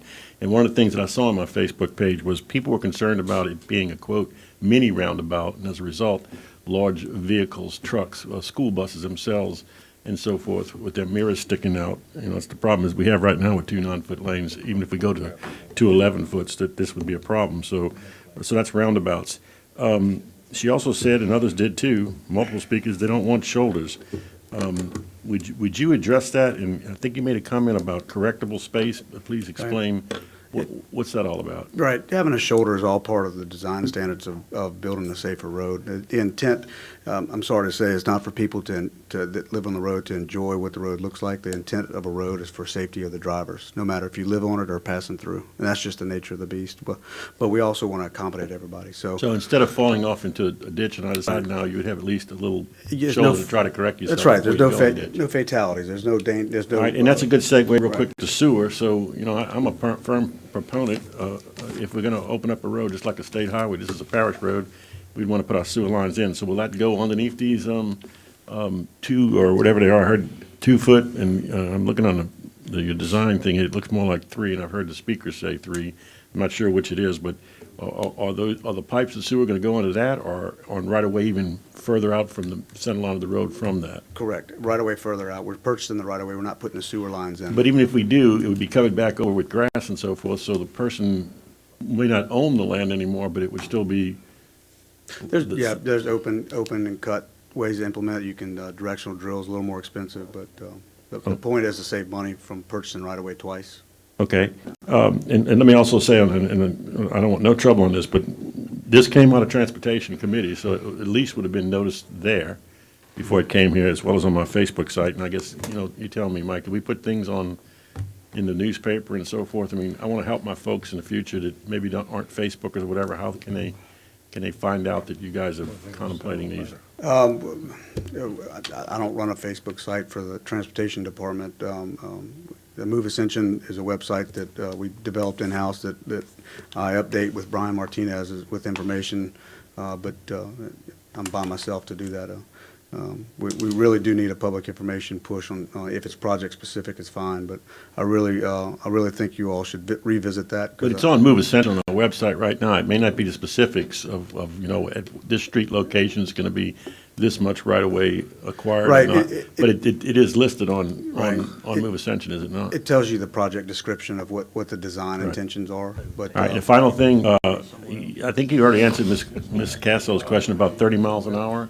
That's going to remain. I heard Yes, the sir. speaker say 40 miles an hour. So we're not going to be, a lot of people are calling me, Mike, they're complaining or saying, what's going to happen is you widen, it's going to go even faster. Right. And we heard tonight, the speed is the problem, not the width of the road. I certainly wouldn't want to make it worse. Right. My opinion is, if people are going to speed, they're going to speed. That's right. We had speed cushions there once, and, you know, there was a big argument. And again, this is a split thing between Todd and I in terms of our district. It's a boundary. And he was getting a lot of people that were saying, you know, you're messing up the front of the line with my car. I was getting opposite calls saying, no, leave him down. Mr. Diggy was learning tonight, died checking his mail, and they do at least slow up for the bumps before they speed back up. But be that as it may, we've taken them out, but I wouldn't like to exacerbate a problem any further. And then again, if we do, certainly a shoulder would be helpful. Right. So I will say a few points, and I appreciate you circling back to that, it's very typical to design, your design speed is not your posted speed. You design for a factor of safety. So the design speed is going to be 30, it's going to remain. And I know that people speed, I've witnessed it myself quite a bit. So what we are intending on doing is, if you recall, we have a traffic calming procedures manual that's being presented to us or developed and presented to us soon for parish roads and subdivision roads. We're going to come back, see how the road operates for a month or so, and then implement some of the traffic calming techniques they have. Speed humps, speed bumps are things of, I'd like to say, of the past. It's not really good for a collector, but there's a lot of things you can do to slow traffic down. Pedestrian crosswalks, striping, centerline rumble strips and edge rumble strips is not very nice to have near neighborhoods. It's loud, but those are different techniques.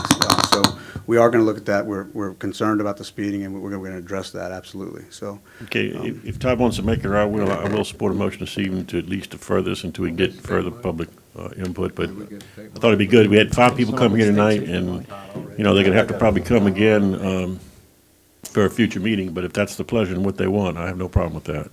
Okay, so we have a motion and a second to defer. Is there further discussion? Yeah. Mr.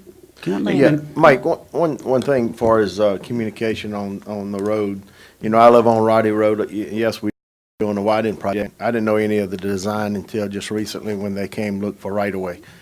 And I'm on the planning, you know, on the transportation committee. I didn't know any of the design, you know, until they came through. So just to give a heads up on why, I guess, communication wasn't there, you know, because you really don't know until you actually start doing the right-of-way on it to see exactly what you plan on doing. Right.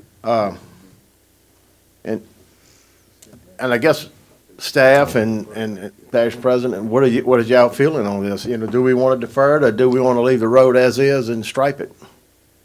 Well, we're gonna strike. Is that the majority? Can y'all give me a petition saying everybody that road is in? Mike, hold up, folks. Let's You know, go in some it's order. just something to look at, you know, down the road, you know. Is this money that is being allocated to Tiggy Duplessis for safety widening, could it be used elsewhere in the parish where people want their road to be widened and more safe through that method?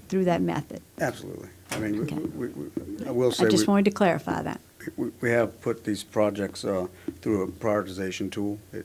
There's some criteria behind it. Average daily traffic, future traffic. Currently, it's 6,000 cars per day in year 2017. So it's only going to get more. We know that. So not like we just picked this one out of thin air because we liked Right. the name of it. So there's some criteria behind it, but there's certainly, we have a lot of needs in the parish, as everyone knows.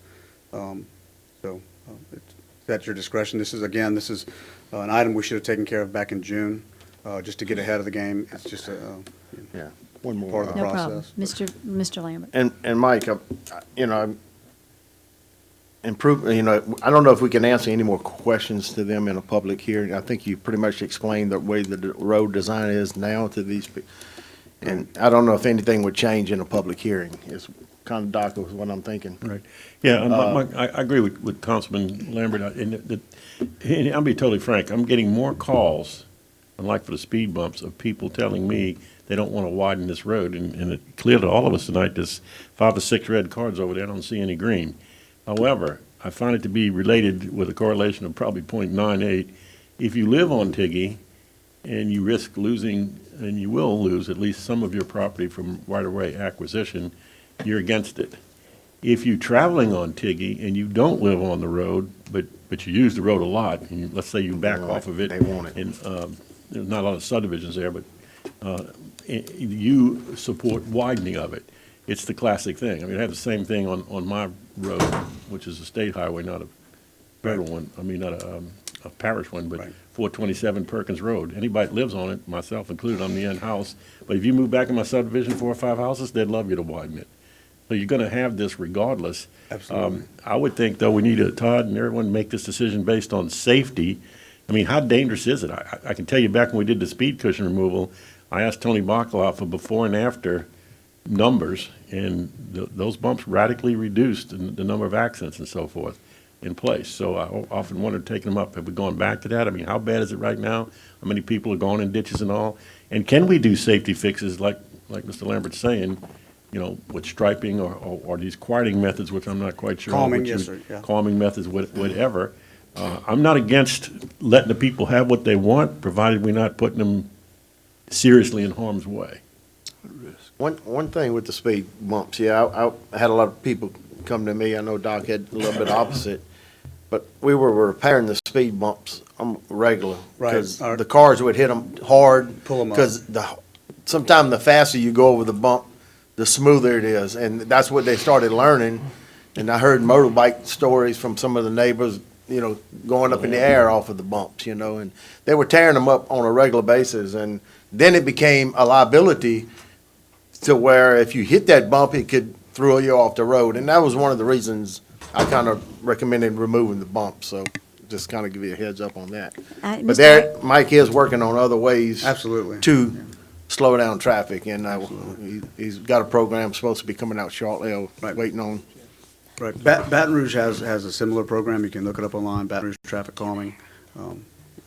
Speed tables are one thing. You can actually put a whole speed table there with 40 or 50 foot in length, and you have to really slow down to go across it. So you got to, comfort or driving through there or safety. I mean, what do you want? I mean, it's a balance, but I think safety wins every time.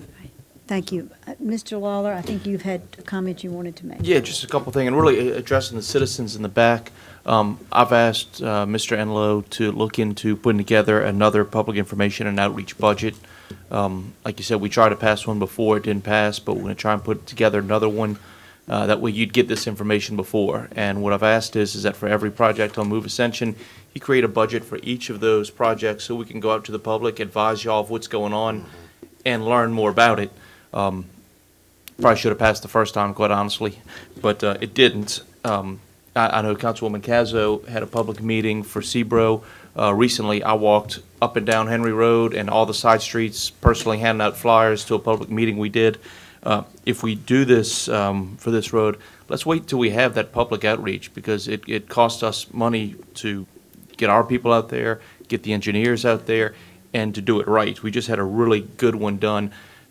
We've already alluded to traffic calming. Within, I think, a month or so, we're going to get returns on maybe a little bit more. I'm not exactly sure the timeline, but we're going to look into traffic calming for a lot of the roads in the parish. And what that is different ways to slow down traffic.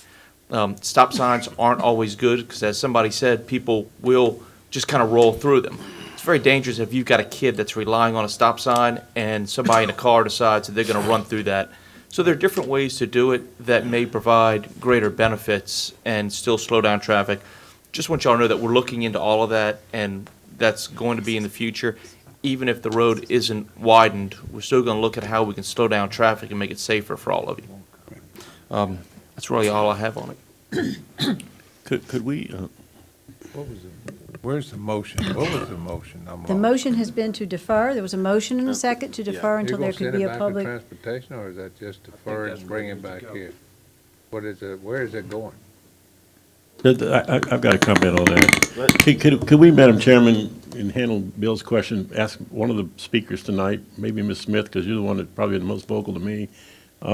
You said you were going to organize folks in your neighborhood. I don't know if that's occurred or not. Maybe you'd come back, if you would do that and actually go door to door and drop off flyers and advertise it, I'd certainly be willing to be there. I'm sure Todd would, Mike, yourself and so forth. We can hash this whole thing out and get a better feeling for what the people want. You know, I mean. I think it'd be beneficial if we do Duplessis as well. I mean, as you know, it's being done by federal funds, and it's also Right, and I have gotten those calls, thank you knockout. for bringing that back up. People don't understand, well, how come Move Ascension's doing Tiggy? And that's the people that want it widened, Duplessis. And they'll say, well, I talked to Mike, and I relayed the information is, we, and correct me if I'm wrong, Mike, have the money in-house to just go do Tiggy, but when we do Duplessis, there's some grant monies and all involved, so there's Right. different hoops to jump, and it's coming on the heels of that, because widening just Tiggy, if you don't widen Duplessis, it's kind of folly, and of course, now if we can decide not to widen Tiggy, then yes, it impacts that too. So I would say we need some community marching all along Tiggy and all along Duplessis. The boundary lines between Councilman Lambert and myself, asking the people on each side of those respective streets, what do you want us to do? And the best way to do that is say, we're going to have a public meeting somewhere. I don't know, this is maybe unusual. Can we do it in the government complex, or is it something that we? Maybe the library, maybe the library. At the library near your community. Oak Grove, I mean, either, whatever you want to do. Ms. Smith, is that something you'd be willing to organize? What kind of time frame can you give us, dear? That's the whole public information. Well, I mean, you have to do some legwork to get enough people there for us to get a good feel.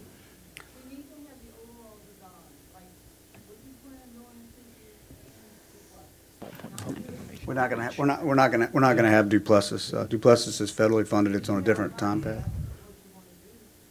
It's the same, it's just gonna be the same as this.